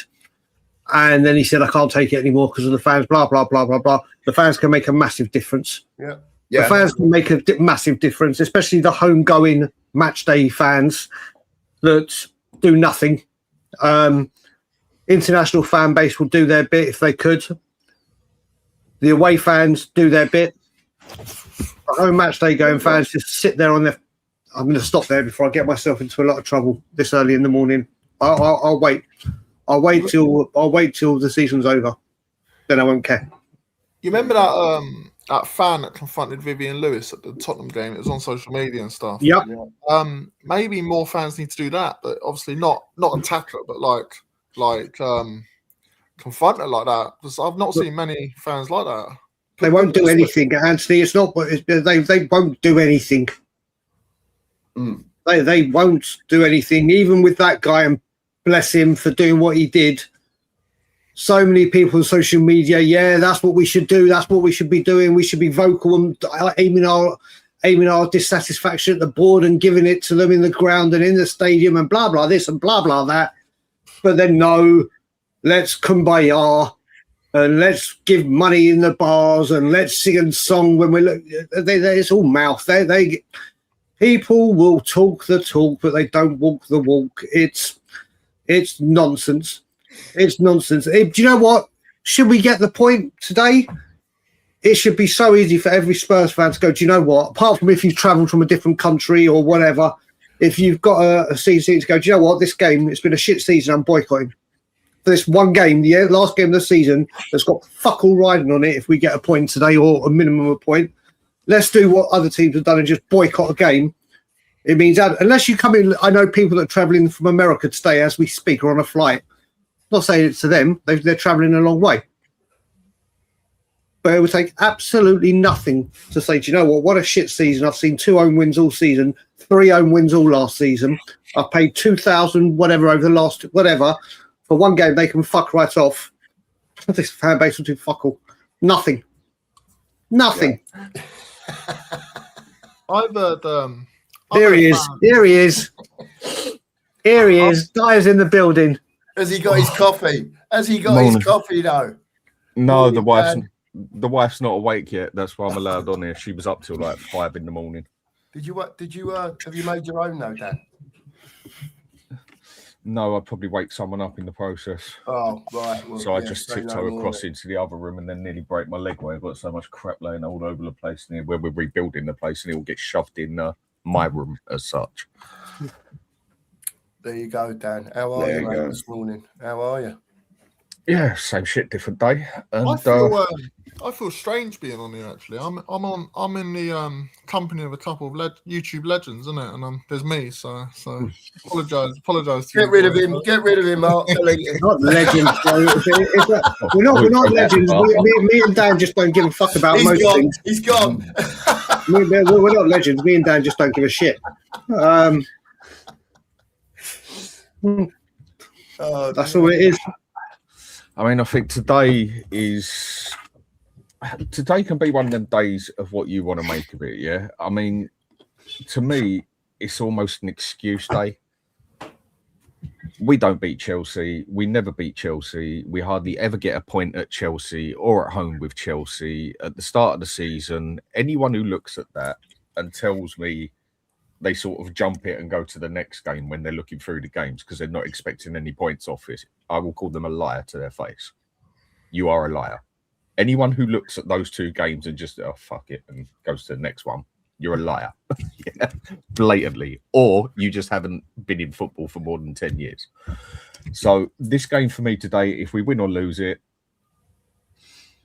if we lose it, I can't say I really care that much because I had no intentions or expectations of winning it anyway. If we get anything, even a draw today, then as far as I'm concerned, there is a God. For me, it's all on the Everton game. But obviously, I want us to go out, try and win the game and that. But do I have any expectations? No. And that's just down to hardcore history, basically. I just don't need, I really don't need the nerves of the last day, though. I've already told Mark he's going to have to send me some of his heart medication down for the last day. He's going to have to send me a couple of pills in the post. I just want to butt in, and I want to say a big up to the huge anus that sent this message in, tuning in from Tennessee. Can you give me a shout out? Well, huge anus, there is your shout out. Huge anus, what a name! Love the name. Love the name. What a name! And to be honest, I'm not saying your whole name. To be honest, we were talking about that earlier about whether they were twitchy or. Good to know. To be honest, yeah, I've heard people say we're going to go and win 2-0 or win 3-0 at Chelsea. And I'm like, have they only just started supporting Spurs? I've already said 5-0. You know what? If we're gonna be honest about football here, just be serious about football for a minute. Yeah, go on, mate. If there's ever a time that Chelsea was for the taking, it is now. Yeah. Over the past 20 years, I would say this is probably the worst I have seen Chelsea at. I don't think I've seen them play worse football than what they've played this season. And if any time they were for the taking, it is now. But when do Spurs ever take their chances, really? And not there. It's Chelsea. Not there, we don't. No, and it's Chelsea. But if ever there's a game they were for the take, like that Liverpool game that we had, where it ended up 1-1. Where we was absolutely crap and they was crap, and it was just who was crapper on the day, and just both teams were that crap, it had to be a draw. If ever Liverpool was for the taking, and they're another team that we always seem to have a major issue with, that game, we could have took that. But we didn't. So in this one, for me, if ever there is a time, this is the time Chelsea are there. They've got nothing to play for, really. They ain't getting in that Champions League now, are they? And if I remember right, they're not getting in the Champions League, even if they win the next two, are they? Don't think so. No. I don't believe so. I don't believe so. No. Let me just check. I will check Yeah. where they are. Yeah. I don't. Yeah, but to them, it's like what I said yesterday about cups and everything. Do you think Chelsea's owners really give a toss about being in the Europa Cup? I don't think so, personally. Yeah, they fry for bigger fish than that. And I don't think that bit particularly bothers them too much, because something big is going to have to happen at Chelsea again for them to try and fix things. And if ever they're for the taking, it is now. But again, when the Spurs ever take their choice, and against Chelsea, yeah, Chelsea are trapped, but we're shit, aren't we? Basically, so exactly. But they're there for the taking. They are. Yeah. I mean, I think they've won, what is it, one game in the past 6, isn't it? Something like that? 1 in 7, I think. 1 in 7. Yeah, one draw and 6 losses. Yeah. There you just know what's happening, and don't you? You just know what's going to happen. They'll turn up tonight. They'll turn up tonight. And I can't stand Chelsea. I really can't. No. When it comes to football, yeah, sometimes you just got to forget who you support, and you got to be realistic. I use 2 teams as an example here. Arsenal. I've got football respect for Arsenal. Why have I got that being a Spurs supporter? Because I don't just support Spurs, I like football as well. With what Arsenal have done in their careers and everything, and over their lives and everything, you can't help but have a bit of football respect for them. The way the club has held itself, the way what they've won, the things they've achieved in that, and how they've done it, you've got to give them football respect for it. Chelsea, however, dirty bastards, they were nobody. They got sold for a bloody £1. They can't even keep their club's name if they move their stadium, because the club's name is actually on the turf, if I remember right. Chelsea is actually the name of the turf, not the club. And their owners have all been about as straight as a roundabout. They was absolutely nothing till a sugar daddy popped in and then just bent the whole system so much, and they barely got tickled for it. I can't respect that. Look at Man U and Man City. I respect Man U. Man U are Man U, and they made themselves Man U at the end of the day. They made themselves that strong that they could just dip in and take anybody's money. Not that they had a sugar daddy. They made themselves that strong that they could just say, oi, over here to a player and get him. They did that. Man City, I got no respect for. No football respect. They only became good because they had a sugar daddy. PSG, another one. Nobodies. Absolutely nothing. How many times close to relegation? How many times relegated? Mid-table team? Paris Saint-Germain were absolute nobodies until they got their sugar daddies. Other teams, again, out there, you show big respect for, whether you look at AC Milan, whether you look at Inter Milan, whether you look at, but they've all made themselves. A team like Real Madrid, I don't respect as much. Why? Because it's basically owned by the government and looked after by the government. So there's my long example on that one, on why I just have no respect for Chelsea whatsoever. Quite right. Does anyone else have any respect for Chelsea? No, I think they're a bit like what Dan said. They used to win the odd cups and stuff, but when Abramovich turned up and where they started become like dominating football and stuff, and it's the same as City and stuff. Bankrolled by, it's just oil money, isn't it? Really, bankrolled by oil and stuff, and yeah, I just don't. It's not even oil; it's basically a nation, isn't it? Yeah, Man, you know what? The other thing is with it is the way it's gone now. I really don't care how Spurs go and do it. The way I see things, if the three people next to you are cheating consistently and winning by cheating consistently, and you know you can't keep up with them doing it logically, my attitude is go and cheat as well. If everyone else is doing it, go and do it yourself. Why not? If you want to win, Dan, the thing is, we don't need to cheat, brother. We've got the money to be able to spend and not cheat, and we don't do it. Either way, my point is, I mean, it's like Newcastle. Personally, I think Newcastle should go out there and just start throwing their money about. What they're going to get? A little fine and a 3-point ban. Agreed. It's really not going to bother them. Well, Man City's 115 has been going on that long now. I think they forgot about it. And the most that's going to happen is they're going to get a fine for it and a couple of points. Do you think they give a monkey's? Course they bloody don't. What's the fine? So the money wise, exactly. So money wise, why do they find them? They just grab it from behind the sofa. All that talk about it's out the league, it's never going to happen, is it?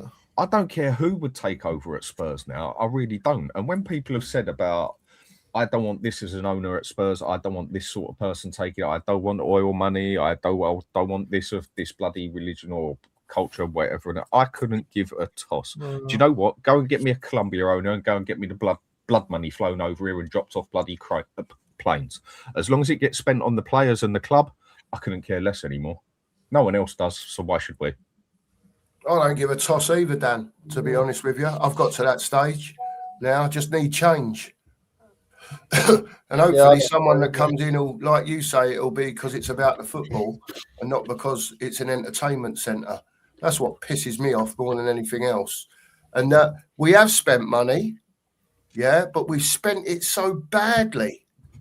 Badly. Not all of it, but a lot of it. You know, no one can say Spurs don't spend money, because we do. We do spend it, but we just spend it awfully. Well, we know what I mean? Like really badly. I don't know. Sorry, Cookie. Sorry, I'll keep interrupting. I do apologise, mate. It's all right. Cookie, I was going to say, when do we ever go out and sign a player for £100 million? And even if we did sign a player for £100 million, would you trust the board to sign the right player for that much? Not the current board, no. Exactly. I wouldn't trust them to throw your mother off a bridge, mate. To be quite honest with you, they're probably foul. A bit harsh. No, but they're probably foul, mate. They foul at everything, Brian. They're fucking useless. Oh wait, that's why I say I don't. That's why I say I don't trust them to tell me the right time. No. You know what? Go on, Dan. Go on, mate. Carry on. I was just going to say that the only thing that's going to change is if they go. Right? We know how they work. They've proved how they work since Levy went. Yeah, not everyone. A lot of people said, well, let's give him a chance. Levy's gone now. Let's see if it was Levy or if it was Enoch. I gave them 2 windows. Nothing changed. Nothing changed. We 95% knew nothing would change, but I just wanted to give them that that bit of time, and they've proved they're all idiots. Go on, Dan. Look at it this way, yeah. Let's try and take this a step back a second, yeah. I think it's already proved that Daniel Levy wasn't the problem. Yes, he was part of it, but he was not the main problem. Yeah. And I must admit, with Daniel Levy at the club, after what I've seen since he's left, I would take Daniel Levy back over what we've got. It's not much of a choice, I know. But at least with Daniel Levy, when it was coming up to the last day of the transfer window and you knew we was right up shit street, with Daniel Levy, you would have still had 50, 60% in you saying we are going to get another player. Whether he's crap or whether he's good is a different story. But on that last day of the window, there's a 60% chance that Daniel Levy gets it because he always did. Nope. The lot we had got absolutely nothing. So with that, is it just the fact that we actually need some decent scouts, some scouts with decent scouting abilities? Because the club does seem to be willing to spend money. It does spend money. I mean, what is it? The 5th biggest spenders in the Premier League, if I remember right. Yeah. And with that, we definitely need to up the wages side of it. That has been an issue over the years, but not the only issue. But if we could at least just get some decent scouts, and I mean, what team goes and exchanges Harry Kane for overall 40 million until? Madness. That is what we did. Who goes and buys Richarlison for 50 mil? Who goes and buys Solanke for 65 mil? You know, you look at some of this crap that we have bought in with the money that we've got. Is that down to the owners or is that down to the scouts? Now, I know the owners are the ones that turn around and say, right, there's the money. But if they don't know their football, which obviously they don't, then it's got to be down to someone. Is it down to our scouting system just being that diabolically bad and then the managers also being willing to accept those players? Surely this goes deeper as such. If we can just get some decent scouts out there and someone who deals with the transfers and that, and they just basically say, right, there you go, there's 90 million, that's what you've got to spend in the summer. Not a lot these days. Yeah. Well, you actually get some decent scouts out there and whatever and that. There are players for the taking. Agreed. It's just Spurs can't ever seem to find it. They should get fans as scouts because fans seem to be able to pick up better players than the actual scout fan. Mate, it's Alex Scott, prime example, good little player. Someone I'd be targeting if I was Spurs. Yeah, and he's a Spurs fan. Yeah, but then Brian we've got itching to get in because I can see his hands going like. Yeah, I'm. Listen, Go on, mate. I'm sorry, I'm not having this Daniel Levy fucking revisionism that, oh my God, it would have been different if Levy was here. Bullshit, he would have signed players. Bullshit. I ain't having it. I will not stand for it because if people want to do this, and Dan, it ain't aimed at you, but when you said it, you lit a spark with me. I know. The only difference this season that would have happened, with Daniel Levy this summer or this season was he would have sacked Frank earlier, and he would have been damn right to do so. Anyone thinking, oh, he would have got him pushed out the boat and we would have got players in and we would have scouted players and he wouldn't let it get to this. Well, let me just tell you, in the last 11 years in the January window when you can adjust, this season, we won't count Levy because he weren't there. It was Sousa and Gallagher. Last season, when we were bereft with injuries, everyone shattered, Dan so and tell. The season before that, Werner and Dragusin. The season before that, Porro and Dan Juma. Remember Porro that we wanted on the first day of the season and paid exactly what we wanted on the first day, on the last day of the window. The season before that, granted, Kulusevski and Bentancur, last day of the window. Season before, no signings. Season before, Bergwijn, who Mourinho didn't want, Gedson Fernandes. Season before, no signings. Season before, Lucas Moura, last day of the season. Season before that, no signings. Season before that, good old Shiloh Tracy from Ebbsfleet Town for our development squad. And the season before that, Dele Goddamn Alley. So I am sorry, anyone to say Daniel Levy in January would have sorted this mess out and would have brought in the players. No. Shut your mouth. The Daniel Levy revision. Misunderstood if he's gone, oh my God, if he was here, we wouldn't have been in this bullshit. Brian, you've just proved me right. I haven't proved you right. You have just literally proved right what I said. I didn't say get the right player in. I said with Daniel Levy still being here, most people would have been up to 60% sure that there would have been another player come in, whether it's the right one or not. You just went through a whole list of years, and on a majority of the time, he got a player in on the last day. Yeah, on the last day. Okay, so that's what I was saying. No, babe. But what I'm trying to get at is people going, "Oh, he would have." No, there's people going that Daniel Levy would have spent to get us out of trouble. Porro, last day of the season when we went through all season. Kulusevski and Bentancur, last day of the season. Everything came, and remember, in all those seasons, we missed out on getting players in when we had big semi-finals, North London derbies, you name it. But now the people are going, "Oh, this wouldn't have happened if Levy was here." Absolute fucking bullshit. We're in this position. How much trouble we are in. Oh my God. The point I'm making, Brian, is the point of how much trouble we are in. Because of him. I would, whatever way you want to put it, I would have felt safer with Daniel Levy on that last day of the transfer window. Mate, I'd have felt safer with Ray Charles and fucking Stevie Wonder. Either way, yeah. The two we are talking about, or three, is those two clowns we've got honestly at the moment, and Levy. And if you go by the stats and the facts, like you said, there would have been more chance that Levy got someone in. Would it have been a good someone? Quite possibly not. But great players like Dan Juma. Than the two in it. Yeah, Dan Juma. Would you have accepted Dan Juma right now out of nobody at the end of January? No. Because oh my God, here we go. Oh, Jesus Christ. Oh, someone's better than no one in that situation. Oh, and Jesus. Then you can get rid of them on a loan. Oh, yeah, sure. Sure. Isn't it? Sure. I've got 10 people on my team or 11. I'd rather just have that crap subsidy. What we should have done is gone and got people like Lookman. What we should have done is gone and got players in that would have made a difference, not fucking cheap loan players that would have just come in, honestly. And people but when the Spurs ever do that? Oh my God! And people the situation we was in, and people wonder why we are where we are. Better than nothing. People wonder why we are where we are. The love of this situation we was in, something would have been better than nothing. That is how much crap we was in. Even just a bog standard average Premier League player. Yeah, do you know what? If Levy was here, we'd be Champions League. We'd be Champions League right now. We would have sorted it out in January. And it all would have been good. We've got an amazing winning run. He would have got the right manager in because he's got a track record of doing that. Backing the managers, yep. Honestly, the Daniel Levy. Do you think he'd have had Frank out? As I said, yeah, he would. That's the one thing he would have done. He would have got Frank out quicker. That's the one thing that would have changed. That's it. Do you think? But would I have trusted him to get the right manager in? Absolutely bloody not. But would it have made a major difference, do you think? I don't know, mate. I don't know. But people going, we wouldn't be here if Levy was here. The very reason we are where we are is because of that cock. Yes. That's not the only reason, mate. I didn't say it's the only reason. At the end of the day, until those owners go, like correct. I spoke about yesterday with these, nothing will change. And I think what has been proved with Daniel Levy leaving is he wasn't the main instigator and the whole heart and soul and disease of the problem. The problem is upstairs with the owners. He still had people to answer to.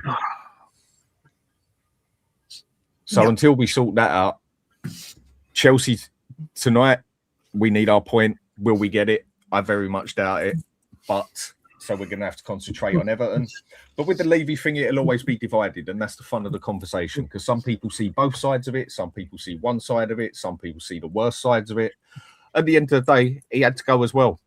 But I personally think there would have been more of a chance we'd have at least got a player in there at the end of the window than with the two clowns we got now. What I'm basically saying is the crap we have got now is worse than Daniel Levy. And that's not saying Daniel Levy's good, by the way. But you can get someone who's diabolical at someone and then get someone we wouldn't have done because remember the Levy appointed Joanne Lang and Vinay wanted to say that don't worry, our injured players are coming back.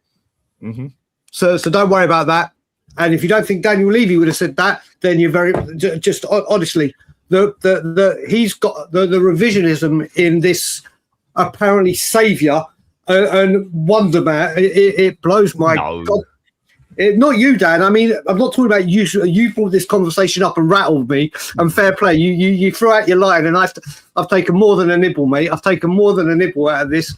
But this, honestly, the people we see either on social media, or on YouTube, or whatever. Oh, this would never have happened under fucking Voldemort. This prick that has destroyed this club for 25 years. utter bullshit. Bullshit of the highest order. Honestly. Oh, God. Do you know what? It's been Just so out of long a since I had a question for Levy you. rant. It's been so long. I can My tell. God, all my Levy out juices are fucking pumping. Yeah, I can tell. All So right, I'm mate. helping you. Crack on, mate. I'm helping you. I'm helping you out. I'm helping you let your tension out. Mate, do you know what? I think I had some, you know what, Dan? I actually think with my lack of sleep or anything, I had some built up tension. I think you've actually done me a service. So thank you, brother. I want to thank you for getting this out. Jesus Christ. My God, I feel like I'm light as air again. Do you think that just like random question for everyone on here then, and everyone in the chat, whatever. Does anyone think that Levy, because whether you like it or not in life, you've got to look on both sides of the story. There's always two sides of a story, and then most of the time when it comes to a relationship with a partner and that, there's usually 3 or 4 sides to the story, but that's a different thing to talk about. But there is always 2 sides to the story, and I find a lot of people are just that set in their way that they don't like to look at the other side. They only want to look at the one side they want to see, and that is one of the biggest problems we have on the planet. Levy done so much bad for this club, but like it or not, he also done a lot of good for the club. It's just when it comes to the football side, it totally fell apart. I agree. My question is, does anyone on here think that Levy would have hung on to Ange if the Europa Cup was not on the scene? No. Or do you think that them two actually had a deal where Levy saw there was nothing coming, but saw we weren't going down, but saw there was that chance of getting Champions League and a cup in the process, and said, do you know what, Ange, you can stay till the end of the season. I don't care what you do in that league. Get me in that Champions League with that Europa Cup. Because a lot of people said they reckoned Levy done that. A lot of people said Levy didn't do that. If he did do that, was it the right decision? Do people think that one's down to Levy? Look, you look at it, Jose Mourinho lost his job because he wanted to rest players for a cup final for Champions League. Mm-hmm. And he was told, no, Champions League, this is where we need to be. League position is more important. And then all of a sudden that one, no, we're doing shit. All of a sudden, forget that. Now you go for this. Like I said, the only person I believe at the football club is the guy that reads out the team sheet because he can't lie. That's the only person I trust to tell the truth at this football club. So I don't know. I don't care. Like I said, I don't care about Spurs past. I said, or what's going on and what would have happened if this one had stayed and that one had gone and this one. It matters about the future. It matters about the future and getting the people at the top out of this goddamn football club so we don't have to have these bloody conversations anymore. We just go, do you know what? Do you remember that time when Spurs were linked with a top player and they went and got them? Do you remember when Spurs used to win games at home? Do you remember when Spurs used to... That's what I want to talk about. Not, if we've taken this path and done this and done that, then we can see everything that has gone on in the past with this ownership. It's madness. It's madness. But answer the question. Mate, like I said, I could not give a fuck. I don't care if you give a fuck or not. I'm asking you a question. You can still answer my question, surely. Mate, I've gone on such a tangent. I forgot what the fucking question was. Right. The question was: did Levy basically hang on to Ange to purely win that Europa Cup to get us in the Champions League? Because Levy wouldn't have given a toss about the Europa Cup itself, like a lot of fans did. Mm-hmm. He would have cared about the Champions League side of it and the money. Yep. So do you think that he purely hung on to Ange from that January, to get Ange to win that Europa Cup, to get Spurs into the Champions League, money and everything else? Because I don't even think Levy knew he was on the way out at the end of January. Yeah, probably. He probably did. Yeah. I mean, the answer to the question, what not about you? Yeah, but that's the question. What about you? Yeah, I think he did. Yeah. Go on, Anthony. No, I was just say, yeah, I agree. I think he did. I think he kept him on. It wouldn't surprise me because at the end of the day, like you said, winning the Europa puts you in the Champions League, doesn't it? Like it did, obviously, and we all know that is Levy's aim, or was Levy's aim every year, and that was the only way that he could get into it that year, by winning the Europa League, and if you like, sacrificing the Premier League stuff. You know, yeah, I think what was there to sacrifice in the Premier League? There was nothing to sacrifice. Nothing. Well, we was already going down like a ship, weren't we? So Yeah, but I the think, bottom Dan, I three think were we that crap. We were never going to go down. Yeah, were we? yeah, agreed. I think Yeah. we mentioned this the other day, Dan, or something. I think you mentioned it, or I'd read or something. We said that if it was the League Cup, he was in the final of, and we were not going to get Champions League, he probably would have gone a long time ago. He probably wouldn't have even lasted the season. But it's the fact that the Champions League or the Europa League win gets you the Champions League. So it's the only reason that got kept him in the job. So, in that aspect, on a football side, no matter how much you despise this fella, if people sitting here preaching about how they just want Spurs nothing to do but win cups and everything else, the last cup we basically won was on a great decision by Daniel Levy to hang on to Ange, basically, because he wanted us to win a cup and get in the Champions League. I could see Dan's game today. I'm on the receiving end of it. I could see it, Dan. Yeah. It's a point I haven't said to anyone. I've said to everybody else. I see what you're doing here. Looking at both sides. And like I said, listen. I mean, even this one, when we say, oh,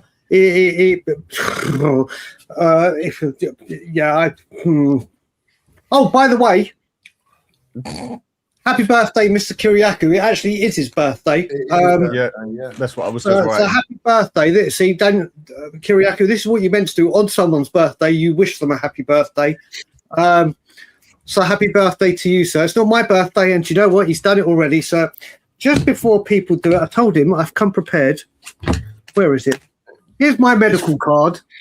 My date of birth is the 22nd of June, 1979. That is my date of birth. Whenever you see Danny Kiriakou talk shit, he's lying. So I wish you a happy birthday, brother. I told you. I've got my. Isn't he? Daddy. Yeah, he's 46. Mate, 76. The way he goes on. Just goes on and on and on. I think he keeps wishing me happy birthday because he can't remember.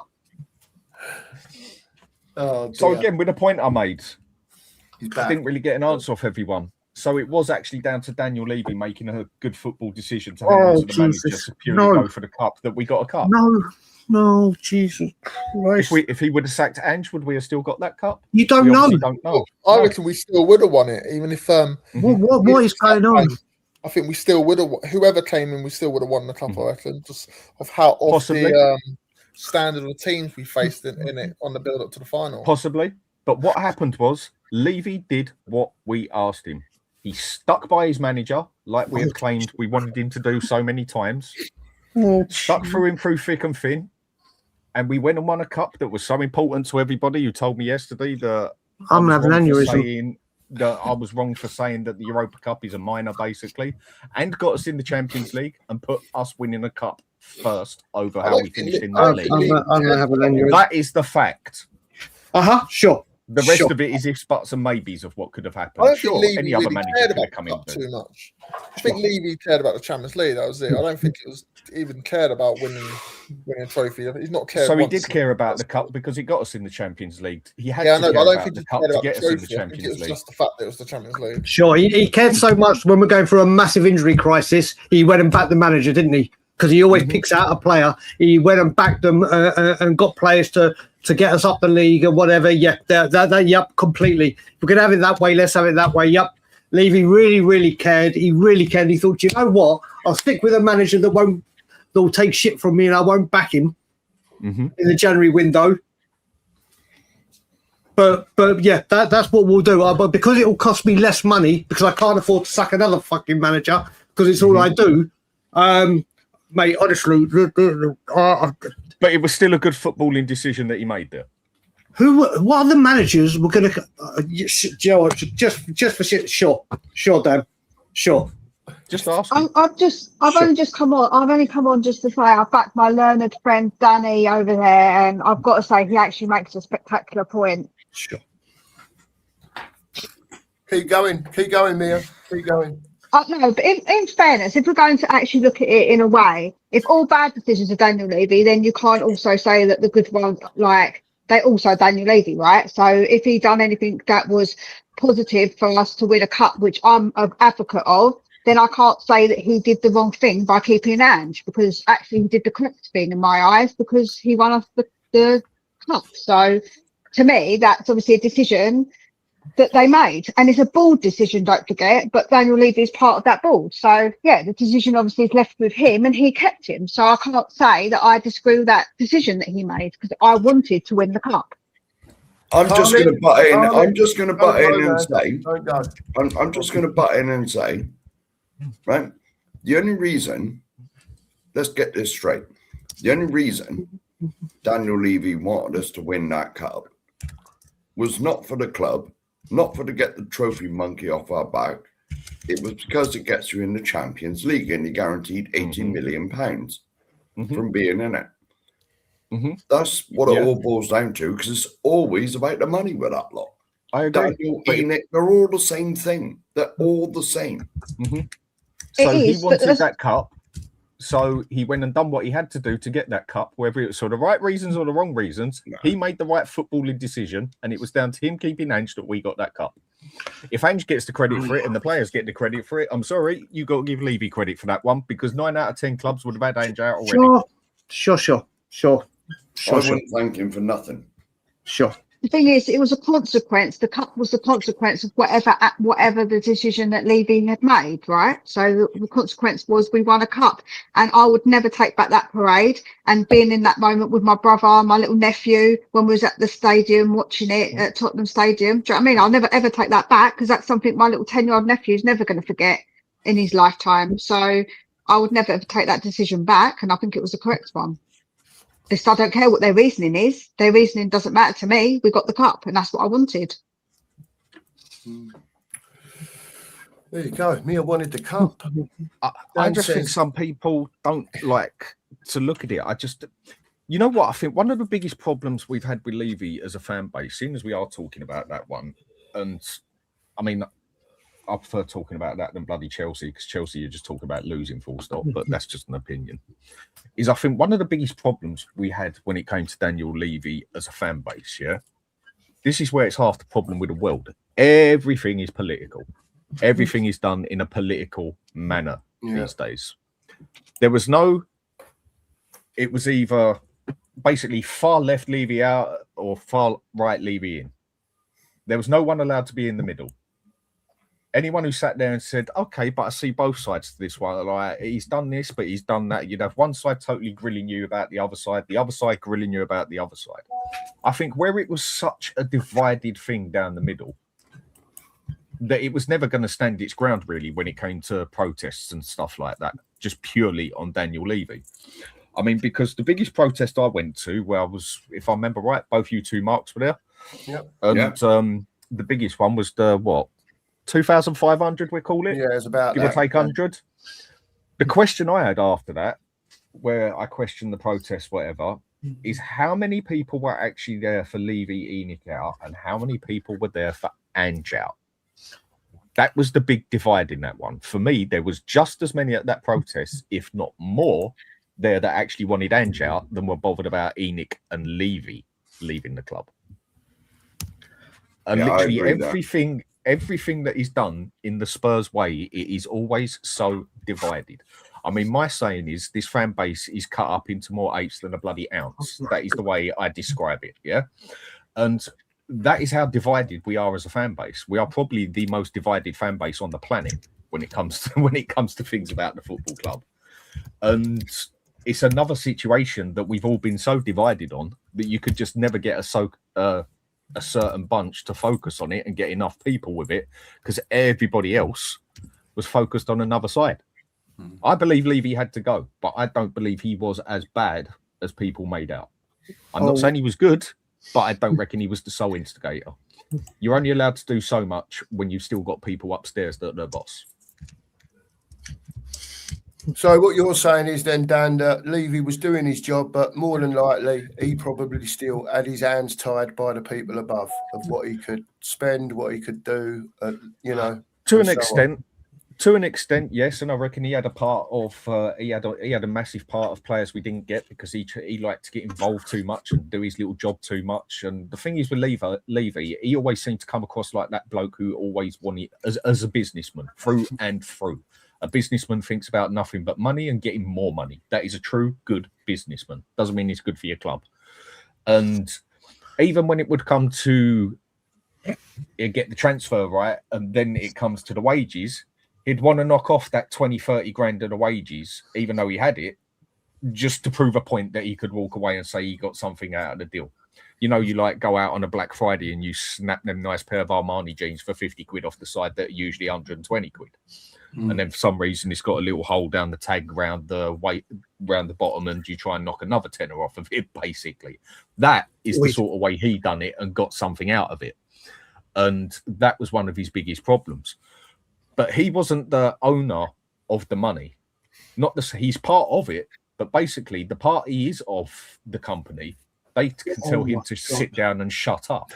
There were people upstairs with more money, who had the money, who owned the money, owned the club totally, and would basically put the money on the table that he's got to spend. Did he do it properly? I think he screwed up many times, but I don't think he was this sole instigator that so many people make out. And I reckon he had his hands tied behind his back at certain times. And then I think there's other times where he didn't, and he completely ballsed it up big time. I think that point's proven, to be honest, because look at it now. Has it improved since Levy's gone? No. Why? Because the same people upstairs are still in charge, right? They're still the ones that make those decisions as well. So they are the ones who pass down the information, and they give what they expect, and that's still the same now that Levy's gone. What's changed? No, I'm just going to jump in here. Like, I understand where Brian comes from, like Levy, right? But the thing is with me is that everyone was Levy out, but the real head of the snake was Enoch. Mm-hmm. Right? Levy was just a part of the head. Well, in fact, the snake had two heads. Please leave that there, Mark. Please leave that there. Please, after you finish, Sheriff, I just want to address this incredible comment. It turns out, though, that the snake. Thank God. Thank God. It turns out that the snake had two heads. We thought we'd chop the head of the snake off when Daniel Levy left, but really it had another one, and that's Enoch. Enoch had been the problem. You got to remember as well, in my opinion. You weren't even the head of the snake, Mark. Yeah, in my opinion, Daniel Levy was only the mouthpiece for Enoch.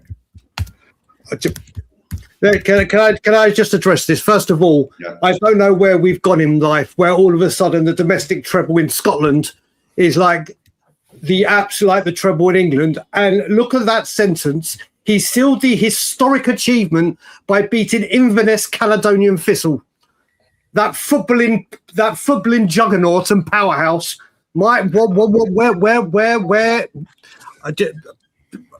Just honestly, the absolute.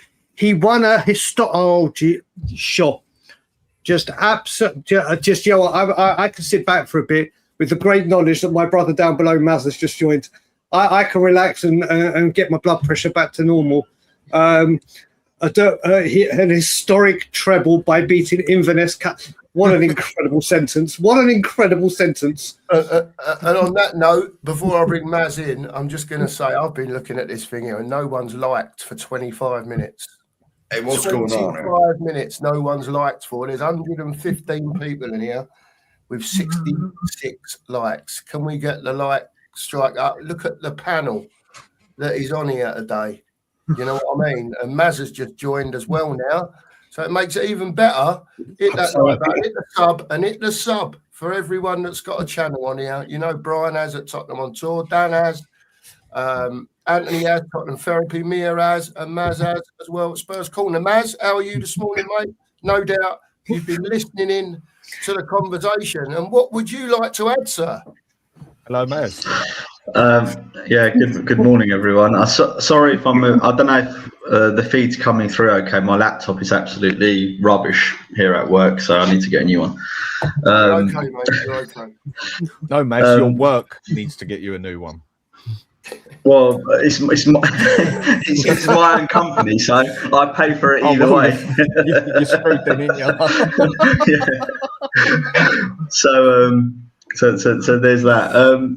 There's ways and means, Maz. There's always like you know, it's work expenses. Just claim it back. Yeah, exactly. Yeah, I'll pass it off as expenses. But what can I say? I felt I was listening to the absolute heresy that Dan has been saying his heretical words made my ears bleed on there. So I thought I'd come on and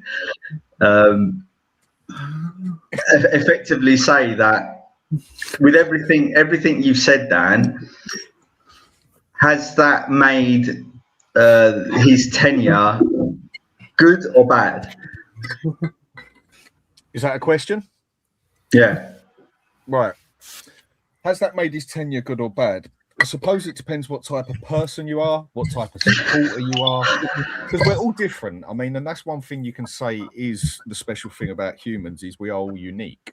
You know, I mean, we are our own biggest destroyers on the planet out of anything. But the point is, people do see things differently. When you want to look at it, Man, I'm not asking for like a speech in Parliament, mate. I just want to know. I give reasons. You think it's good or bad? Just yes and no, so you can grill me on my yes or no. I give you a full answer. Yeah, I'm not one of these ones who sits around and says yes and then gets slammed for it. Levy made the club the size it is now. The only reason this club has got any right to even say it stands there in the 10 biggest clubs in the world, which it shouldn't even stand in the top 50 if you go by what we've won over the past 30, 40 years. Yeah, realistically. The only reason we have a right to stand we were one of the 10 biggest. We were one of the 10 biggest anyway, Dan, weren't we? Before ENIC. We are rated in the top 10 biggest now. The only reason we but we always were historically one of the biggest clubs, right? Answer my question, Maz. The only reason we even have the right to preach that we shouldn't be buying crap like Richarlison for 50 million and we should be paying 50, 60 million on someone else is because of the money that Daniel Levy has got into this club. Can I just say one thing, Dan? So why didn't you break the transfer record when we bought in Gascoigne? 1994, Jurgen Klinsmann. I'll answer those questions, mate. Brian. They're a piece of piss to answer. There's not been one player that there's been not one player that this brand new. 1 second. There's not been one player that we have brought to this stadium, this game-changing stadium, was going to deliver the great players that we could not afford White Hart Lane. Not one. I agree. But we have spent the money, and people agreed me on the start. It's more. I agree, spend the money, but pathetically crap. Yes, but people agreed it was more down to the scouting system. So hang on a minute, make your mind up here. Or you're just going by what vibe suits you at the moment. When it comes down to buying players back then, you could have players back then. There were players to go about back then. The major clubs didn't need to necessarily. Yeah, but why did we break transfer records? But you know, we're the club that consistently broke transfer records, Dan. Did you know that? You know, we're the club that consistently set transfer records in the UK. Yeah. Right. So that means we were one of the big clubs, right? No, we weren't. Why weren't we? With size and what we owned. Not with size and what we owned and the money we had behind us. We were not one of the big. We're talking about Tottenham Hotspur was a freehold club. We're one of the only clubs in the UK that was like fully freehold before the Prem. Now. When it comes down to it, like we still are now. Yeah. We could never have kept up with Man U or Liverpool or any of that lot. We did, though. Yes, we could. We've never kept up with Yes, we could. We've never had the same money as them. We have never been in the same structure as them. Yeah, no, by design, by ENIC's design, not because we couldn't. But we are. So we've only turned into this frugal. We've only turned into this frugal machine under ENIC. Yeah. On the business before side, before ENIC, we weren't this frugal machine. In fact, there was an argument that we overspent because that's how we got into trouble, right? Yeah, and we was also falling apart as a club, very much as well at one point when we got taken over. Yeah, exactly. But that just proves the point. The point is that the fact that we were a club buying players, spending a lot of money on players, buying the best players up until a point, right?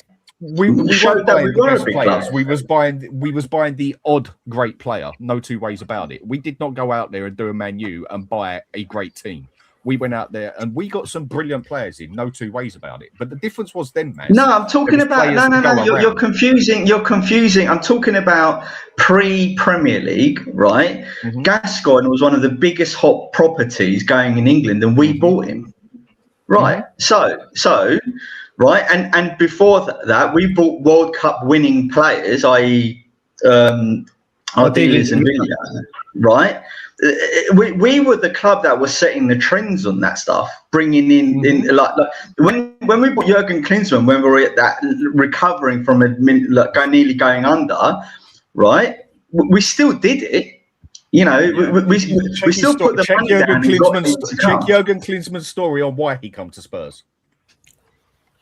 Yeah, but it's immaterial. It's in the same respect that you said, oh well, Daniel Levy's made the decision. Well, Sugar and Klinsmann made the decision. Still happened, didn't it? Clubs make good and bad decisions. Yeah, Jurgen Klinsmann came to the football club as well when we were at the FA Cup, dogged 12 points in the league, no chance of European football, and still signed one of the hottest strikers in world football at the current time.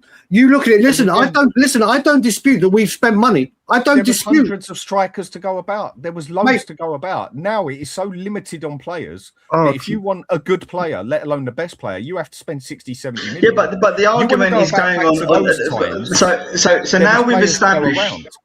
But Dan, now we've established that Tottenham historically were a big club, because I know we're never going to agree on this, but I keep proving you wrong every time I come on.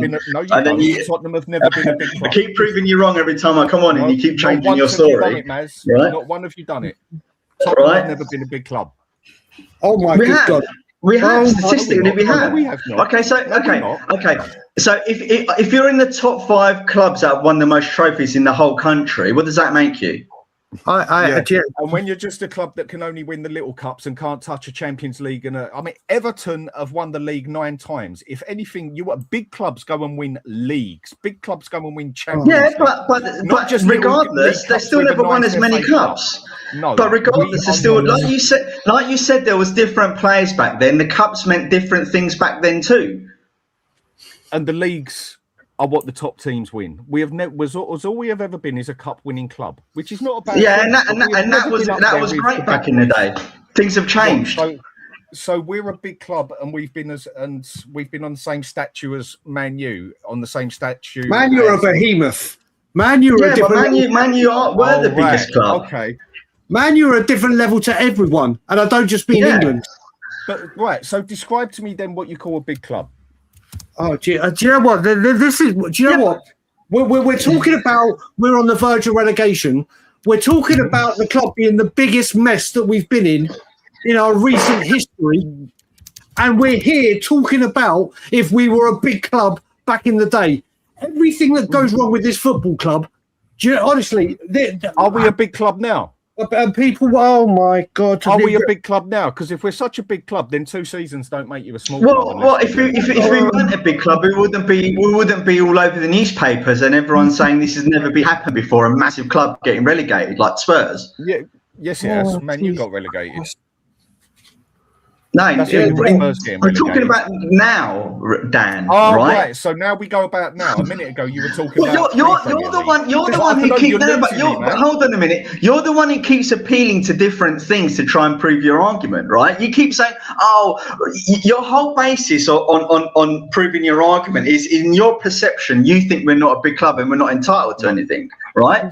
No, right. That is your justification, and then you use that justification to make out that Daniel Levy made Tottenham Hotspur. He hasn't made Tottenham Hotspur at all.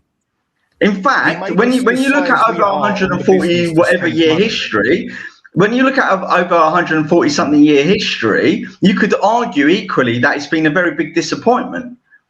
Yes. Right. So you're the one who's appealing to these historical things from your opinion. And when I point to facts in terms of how many cups we'd won, right, and our global stature in past eras, you don't want to hear it all of a sudden. No, of course I want to hear it. My point is that on the business side, he made the club what it is. On the football side, he totally screwed it up. That's looking at something from 2 sides. Did he make it or did ENIC make it? Well, then you can say ENIC made it then because they're the owners, but he was the one who was instigating most of the stuff. So the stuff. Right. So on that same logic, Brian's right then, right? This is where I was going to come to. No, you're not. We're both right. No, you're not, because Daniel Levy has done. Mir said it brilliantly, right? every decision he's made has downstream consequences. Yeah, and his downstream consequences have led to very little good for Tottenham Hotspur, right? That is the fact. No, football side, I totally agree, and I've always said that. Right. Well, we're football fans. Yeah, but sadly, open your eyes. Then football isn't sport anymore. Football is more of a business than a bloody sport. The business side. So why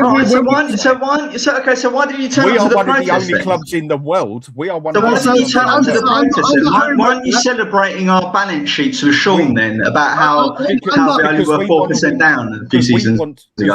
Under Harry Redknapp, be good at sport. Under Harry Redknapp, when we are going for the Premier League title.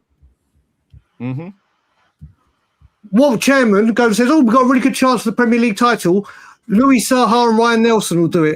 I'll tell you what, when we've gone for the league title with Pochettino and could have gone there and had the elite squad that we did and backing them, they don't do it. Poch screwed that up. That was not Levy. Oh my good God! Oh, Harry let me just get never have started that game. Was under who said anything about the Champions League? I said league titles. I agree that you meant Champions League. No, my bad. I didn't mention Champions League. I agree. Champions League. He should have played Lucas Moura. 100% agree with you. In case that had gone to extra time and penalties, Harry Kane wouldn't have lasted 120 minutes. But I completely agree with that. But when we're going for league titles, nothing. We go for it. Then we hear that. Then we hear the classic, which makes me laugh. And I'll shut everyone up with this one. When AVB was in charge, and we had the Gareth Bale money. And he said he wanted Moutinho, he wanted the Hulk, and he wanted other players. He got told by Baldini and Levy, no, we bring in the players, you coach them. That's how it works here. But then when we're going for the league title, we didn't sign anyone. Apparently Levy offered players, but Pochettino said, no, I don't want them. And then Levy went, okay, you don't want the player. Oh, okay, this time we're going to listen. It's not we buy the players, you coach them. Now it's, I'll offer you players, but the manager has said no. So no. When we have gone for league titles, we have stripped the club bare. When we've known that Kane and Son were going to be leaving, or the way it was, did we scout and bring in replacements? No. When we're going for relegation 2 years in a row, do we bring in the players to help the managers in the positions that are needed? Where we're short? No. We don't do that. So at times of need, when the chairman's job is to support the manager and bring the players to get them to their their commitments were for the beginning of the season. No. Right. No. But like this I said, is honestly, there's two sides to every story, and whether people like it or not, like Maz said, we are Spurs supporters. We want the football side, but that doesn't mean you can just turn your back and forget there's a business side. Well, you can, but Maz, you're a businessman, so surely you're going to understand this one. The business side of football is now bigger, because if your business side falls through, your football is totally gone. But then they've gone and made the mistake of neglecting the football side so much that it's going to affect their business side. So there they've definitely screwed up. But down to what Daniel Levy built on the club with ENIC, whether you want me to mention that, is the sheer fact that Spurs are one of maybe 4 or maybe 5 teams on this planet that I can mention that can actually hold their own ground. We don't have to sell players. We don't have to win things. And we don't even have to be in Champions League.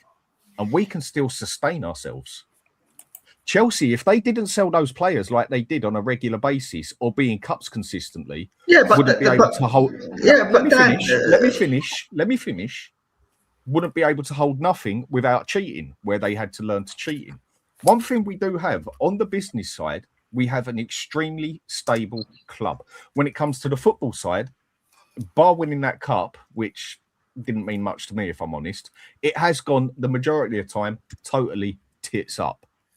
The whole point I was making at the end of all this, where all this escalated, was the situation we are in now. Is I said personally at the end of the last transfer window, I would have felt safer with Daniel Levy making that decision on the last day than the 2 pricks we got now. But okay. Well, but there's several points I want to make. it's debatable whether you think Daniel Levy is actually a good businessman. I grant you that. It's an opinion. Yes, I grant you that he's stabilised us financially, or him/Enoch stabilised us financially. I grant you that we don't need to sell players. I grant you that they've increased the revenues. But when you look at how they've been moving money in and out of that club, leveraging our name to enrich their projects and infrastructure projects and stuff like that, there's a big debate to be had as to whether they've done it for the best interests of Tottenham Hotspur, which are meant to be custodians, or the best interest of Enoch, right? So when Simon Jordan gets asked about Daniel Levy and stuff like that, right, and is his mate, of course he's going to say, yeah, he's done really well because he's made him a couple of times, Matt. He has grilled him a few times. He's going to say yeah, he's done really well because he's made Enoch and stuff a lot of money and stuff like that. But the net effect for us fans, right, hasn't been good. So to say that he's been a fantastic businessman because he's done this, that off our money, by the way, right? They've leveraged Tottenham Hotspur, our name, everything else around Tottenham, right? Been siphoning money out of our club that we've put into it as fans, right, to enrich themselves. It's not been their investment that's got that. It's been our money that's got that, right? As an entity, they're putting very, very little money into Tottenham Hotspur, right? So, there's a big debate to be had as to, are they really good business people? Yeah, maybe from a sense of enriching themselves, yeah, maybe they are good business people, but certainly from a sporting success point of view, and for the well-being of the fan base, I don't think they've been good at all, right? Okay. Right? It's like saying, and again, I don't want to bring politics into this, but has Saudi Arabia been really good, well-run country? Well, you might say, oh yeah, they have, because look at all their oil money, look at all their infrastructure projects, But how many people did they have to sacrifice, right? And how many, and all of the other stuff to get to that position? So that there's definitely a moral argument to be had on that stuff. Okay. But the other stuff, hold on, Jan. The other stuff is, right, is. If you had a choice of saying, we're going to come in, right, and we're going to build this wonderful stadium, but we're not going to win anything, right, or we're only going to give you 2 cups, vote for it, yes or no. Back then, I bet you most of the fan base would have voted no, right? We don't want that. We want to continue winning things, right? And also, they've lied from their own promises, Dan. They said, we want to go for Champions Leagues and cups. Of course we do. We want to win everything, right? But they never act like they want to win everything, right? So what is there to defend? They've even, by their own standards, they've failed, right? Their own standards that they've put out in the media. But you go back to Daniel Levy's that when I think Jose Mourinho whenever when he released that video in his office, right, and he was saying we spent 200 million quid and we want to go for titles and stuff like that. Even by his own standards, he's failed. Even by Enoch's own standards, by the stuff they say in the media publicly, they failed. So I get it. Let me. I don't agree. I'm gonna play devil's advocate here. Yeah. I don't want you to play devil's advocate. I want you to tell me your opinion. I'll give you my opinion then. But it is being devil's advocate at the same time. That's what my opinion usually is, because that's the fun of it, Naz. Come on, I've been doing this for years. You should know that by now. For God's sake, call yourself a businessman. I don't call myself a businessman. No, when it comes to it, if we really want to be honest on the football side here, in my opinion, yeah. I don't like the way the club's run. I want Enoch out and everything. I want to be run as a club that wins serious things and everything else. It's just I look on this on a different side as well, where I do try and always look at both sides of the story. Being one-sided can make you very narrow-minded. Before Enoch took over, we were still winning cups once a decade, weren't we? Basically, we were still winning twice. Yeah, the FA Cup then was still a big cup, whereas the FA Cup now is just, to me, is meh. It's another minor that really gets you nowhere, and finishing top 4 gets you further. I had this discussion yesterday. But since ENIC and that took over, how many cup finals we've been in? How many Champions Leagues we've been in? How many things have we actually got to the finals of or got close to? And how many at the end of that where we didn't succeed, do you either put the blame on ENIC, or do you put the blame on the players, or do you put the blame on the manager completely cocking it up when we was in a final? Because for me, when it comes to a final, Levy ain't got nothing to do with it. He don't decide what happens on the pitch, who takes the penalty, who takes that last second cross. Correct. He don't pick who goes on the pitch, nor does ENIC at the end of the day. And there's been at least 1, 2, 3, 4, 5. If I remember right, tell me if I'm wrong, at least 7 situations now where we've been in finals, and bar the last one, totally screwed everyone up, totally screwed every single one of them up. And if I can remember right, about 5 of them have been down to managers making dickhead mistakes or players just not turning up on the day.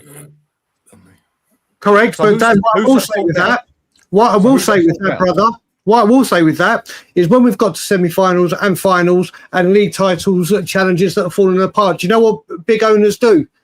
When they can see that everything is pretty much there, they go, right, what do we need to strengthen to get over the line? That is what a real big owner should do. I agree. What does any other big club go? Right, look at that nucleus of the club. Look when we had Modric, Bale, Parker, Lennon, Defoe, King, Dawson, everything. That whole team building up. Van der Vaart. What do we do? Modric, buy. Bale, buy. What do we do with the money? Yeah, when we have Kane and we have Son, when we got set, what do we do? We have been in finals. So whether we bought the players or not, the players we had got us to the Champions League finals, beating some bloody good teams. The players we had got us to finals. The players that were there that got us to the finals were there on the final. And then players don't turn up or the manager cocks it up. Who is that on? Yeah, but that's not how life works, right? Well, sorry, Matt, let me just say 1 second. Well, I will say that very quickly. What do you reckon happens when you go 18 months without signing a player? And you're asking these players to play constantly over and over and over and over and over and over again. That's terrible. Should never have happened. Well, what do you expect with Vans with all the injuries? When you got players playing over and over and over and over again, or playing and then picking up injuries, or saying, do you know what? We signed so many youngsters that are ones for the future, but we're not going to tell everyone that the future means tomorrow. Not next season or the season after, we're going to bleed you in. That means we're going to chuck you in at the deep end and throw you all in and let's see if you sink or swim. Yeah, mate, listen, I will say right here, right now, especially as an international fan now, what ENIC and Levy has done for us commercially is fucking exceptional. That is what I argue. That part, absolutely fucking exceptional. Absolutely, and I speak as an international fan, knowing how big this club is, and seeing how big it is from not living. When you live at home, whether you live in London or you live up north or down, so wherever you are, you know how big Tottenham Hotspur is. You know, when you go international and you see how big it is, and here, let's face it, Canada isn't a country that's been blessed with football. It's only since the Premier League and the TV deal that it's exploded. We are a massive worldwide supported football club, and a lot of that has got to do with ENIC, and I will never ever take that away. And that is the point I always argue. I've always said this. I will never ever disagree with that. But what we are told, several footballing situations, Brian, where we have had it in the palm of our hand, and it's been down to the players or the manager that have screwed it up on the day. If we wouldn't have had Poch, such an inexperienced manager in a big final as such, and who folded to the fans at the end of the day, I know a lot of people ain't going to like me saying this, and folded to the fans because he did not have the bottle to tell Harry Kane to sit down and be quiet, and played him after he hadn't played for nearly 3 months. It's quite possibly what cost us that game. So that game, you can't put that on Levy and that. I won't put it on Levy and that, but this is what you're doing. This is what you're doing. It's very clever what you're doing here. You want to, like I said to you, you can put that part down to Poch, and I completely agree with you. But you know what? When you get to a Champions League final and you're that close, you're in the top 4, then a chairman goes, right, you know what? We've got to a Champions League final. We're challenging for the league. This is where the big money is. We're sitting at the big boy table, and we have a chance right now. What do we need to get you those players to get you over the line to help support this club and get the job done? Yeah, and what do we do? Pieces every time.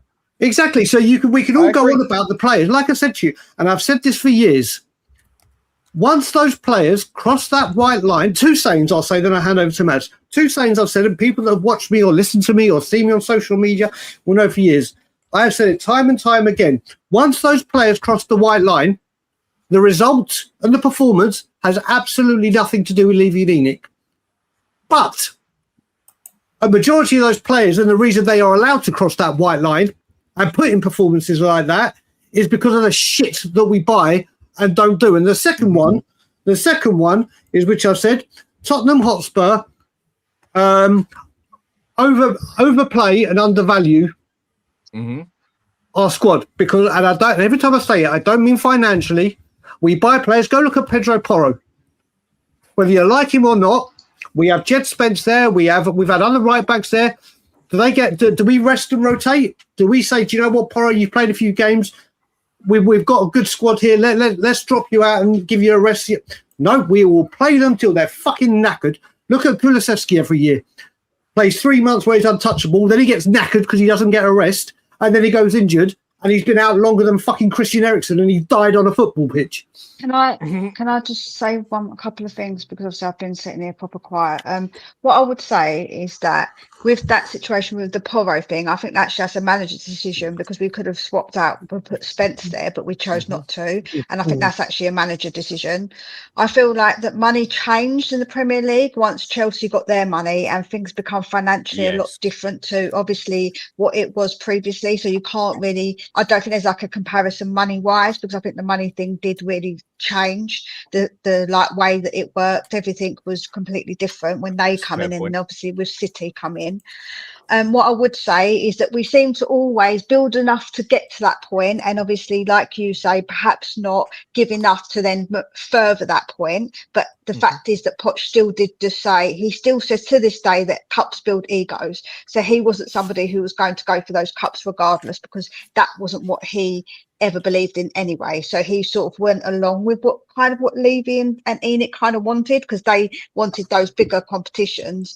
So like some of that is on Poch's lap. I believe that some of it's on Poch and previous managers' lap, some of it's on players' laps, and a big chunk of it is on ENIC's door. So I think that if you're going to divide it, I think that's the way, in my mind, I would divide it. In 2009, we lost by penalties. Like, that's such a thing now. If you go by penalties and lose, that's not an ENIC thing. That's actually a penalties. You never know the penalty. So there are situations. There are situations that are kind of out of their hands, but other situations that are definitely in their hands, 100%. So I think that's probably my try to be fair analysis of it whilst I was sitting listening.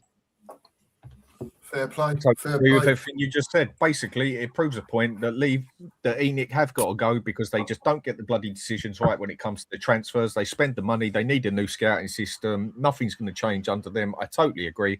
But nobody can say that under ENIC and that under Levy, we have not had at least 7 to even 8 chances to win cups, and literally every time, bar maybe that one on penalties, it has been down to a stupid decision by the manager or people not turning up on their day. No matter how great Harry Kane is, when does he ever turn up on the day, on a final or a semi-final? He always drifts off every time without fail. It was the reason we got to the finals. Yeah, but if you don't perform in the final, makes it irrelevant, really. Well, that's where the rest of the team should step up. But they don't, and that's not on ENIC. Right, Mark, I believe you've got to go out, haven't you? Yep. Yeah. Mark, are you staying, or do you want to round up? What do you want to do? No, mate, I've got stuff to do as well, mate. Right, okay. Yeah. Listen, I'm sorry to end it at 12 o'clock, but that was my time that I had today. We can continue this another time. Before we go, whether you're bothered about tonight or Sunday or whatever, a quick score prediction for tonight, please. Whoever wants to go, I'll go. I'm going 2-1 Chelsea. Go on. Oh no, mate. I'm sticking to my 1-1. I think we'll get a draw. I'm the same as Mia. Conor Gallagher to keep us up at Stamford Bridge. I hope so, by the way. Yeah, go on. I think 1-1 as well. 1-1 for Maz. We'll score first, and then they'll score a goal at like the 85th or 90th minute or something like that. You know what? I think the bigger question is, in all honesty, is do we have more confidence going of all places away to Stamford Bridge and getting the point needed, or trying to get it at home? And I'm telling you now, I'm going Stamford Bridge. I'm going Stamford Bridge. It's a toss-up. Yeah. And, I mean, for me, we never stand a chance of hell against Chelsea. We never get nothing there. But I'm going to go for a 1-1 because it would just be the icing on the cake of the season that actually the one that kept us up was a point at Chelsea. It would just be a very Spursy thing to do as such. Let's hope Yeah. so. Well, obviously, like, I think it's going to be a close game. 5-0 Spurs. Come on, let's have them. There you go. Destroy them. Sheriff's in with a 5-0. Look, we're going to wrap up. Sorry, people. I could go on all day, but there's other stuff I've got to do. Just want to say big up to Brian for coming on. Get over to Brian at Tottenham on tour. Give him a sub. He's on here a lot. You know what I mean? Big up to you, Brian, for coming on. Cheers, brother. As well. It's Love stupid o'clock in the it, mate. Love morning. the passion. Danny, big up to you, he's mate, like that. for coming on and, you know, having a great discussion with Brian and Maz there about Enoch. Loved it, mate. Mia, get over to Mia at Tottenham's Lone Wolf. Give her a sub over there. Danny, obviously, at the Hotspur Hood. And get over to Maz at Spurs Corner, who's come in the last half an hour and chipped in a bit as well. Big up to Thank you, Maz. You know, all of you. Anthony earlier as well was in here. I can't remember if there's anyone else. Sorry if I forgot you. Big up to everyone who's been in. Great show this morning. Hit the sub button for the 2 marks and hit the like button. I don't know where we are. 80 likes for the stream. See if you can get it near 100. We'll be back later on this evening for the watch along Chelsea versus Spurs. Big up to all of you for being on. Big up to the chat for day. Been a magnificent show as usual. We'll see you all later on tonight. And people, as always, Brian, Enoch out all go. day, every day. Enoch out. Enoch out, Enoch out, Enoch out, out, Enoch out, Enoch out, Enoch out, out, Enoch out, Enoch out, Enoch out, out, Enoch out, Enoch out, out. Right, I'm hitting it. Yeah, I was going to say, I didn't know which one of us was.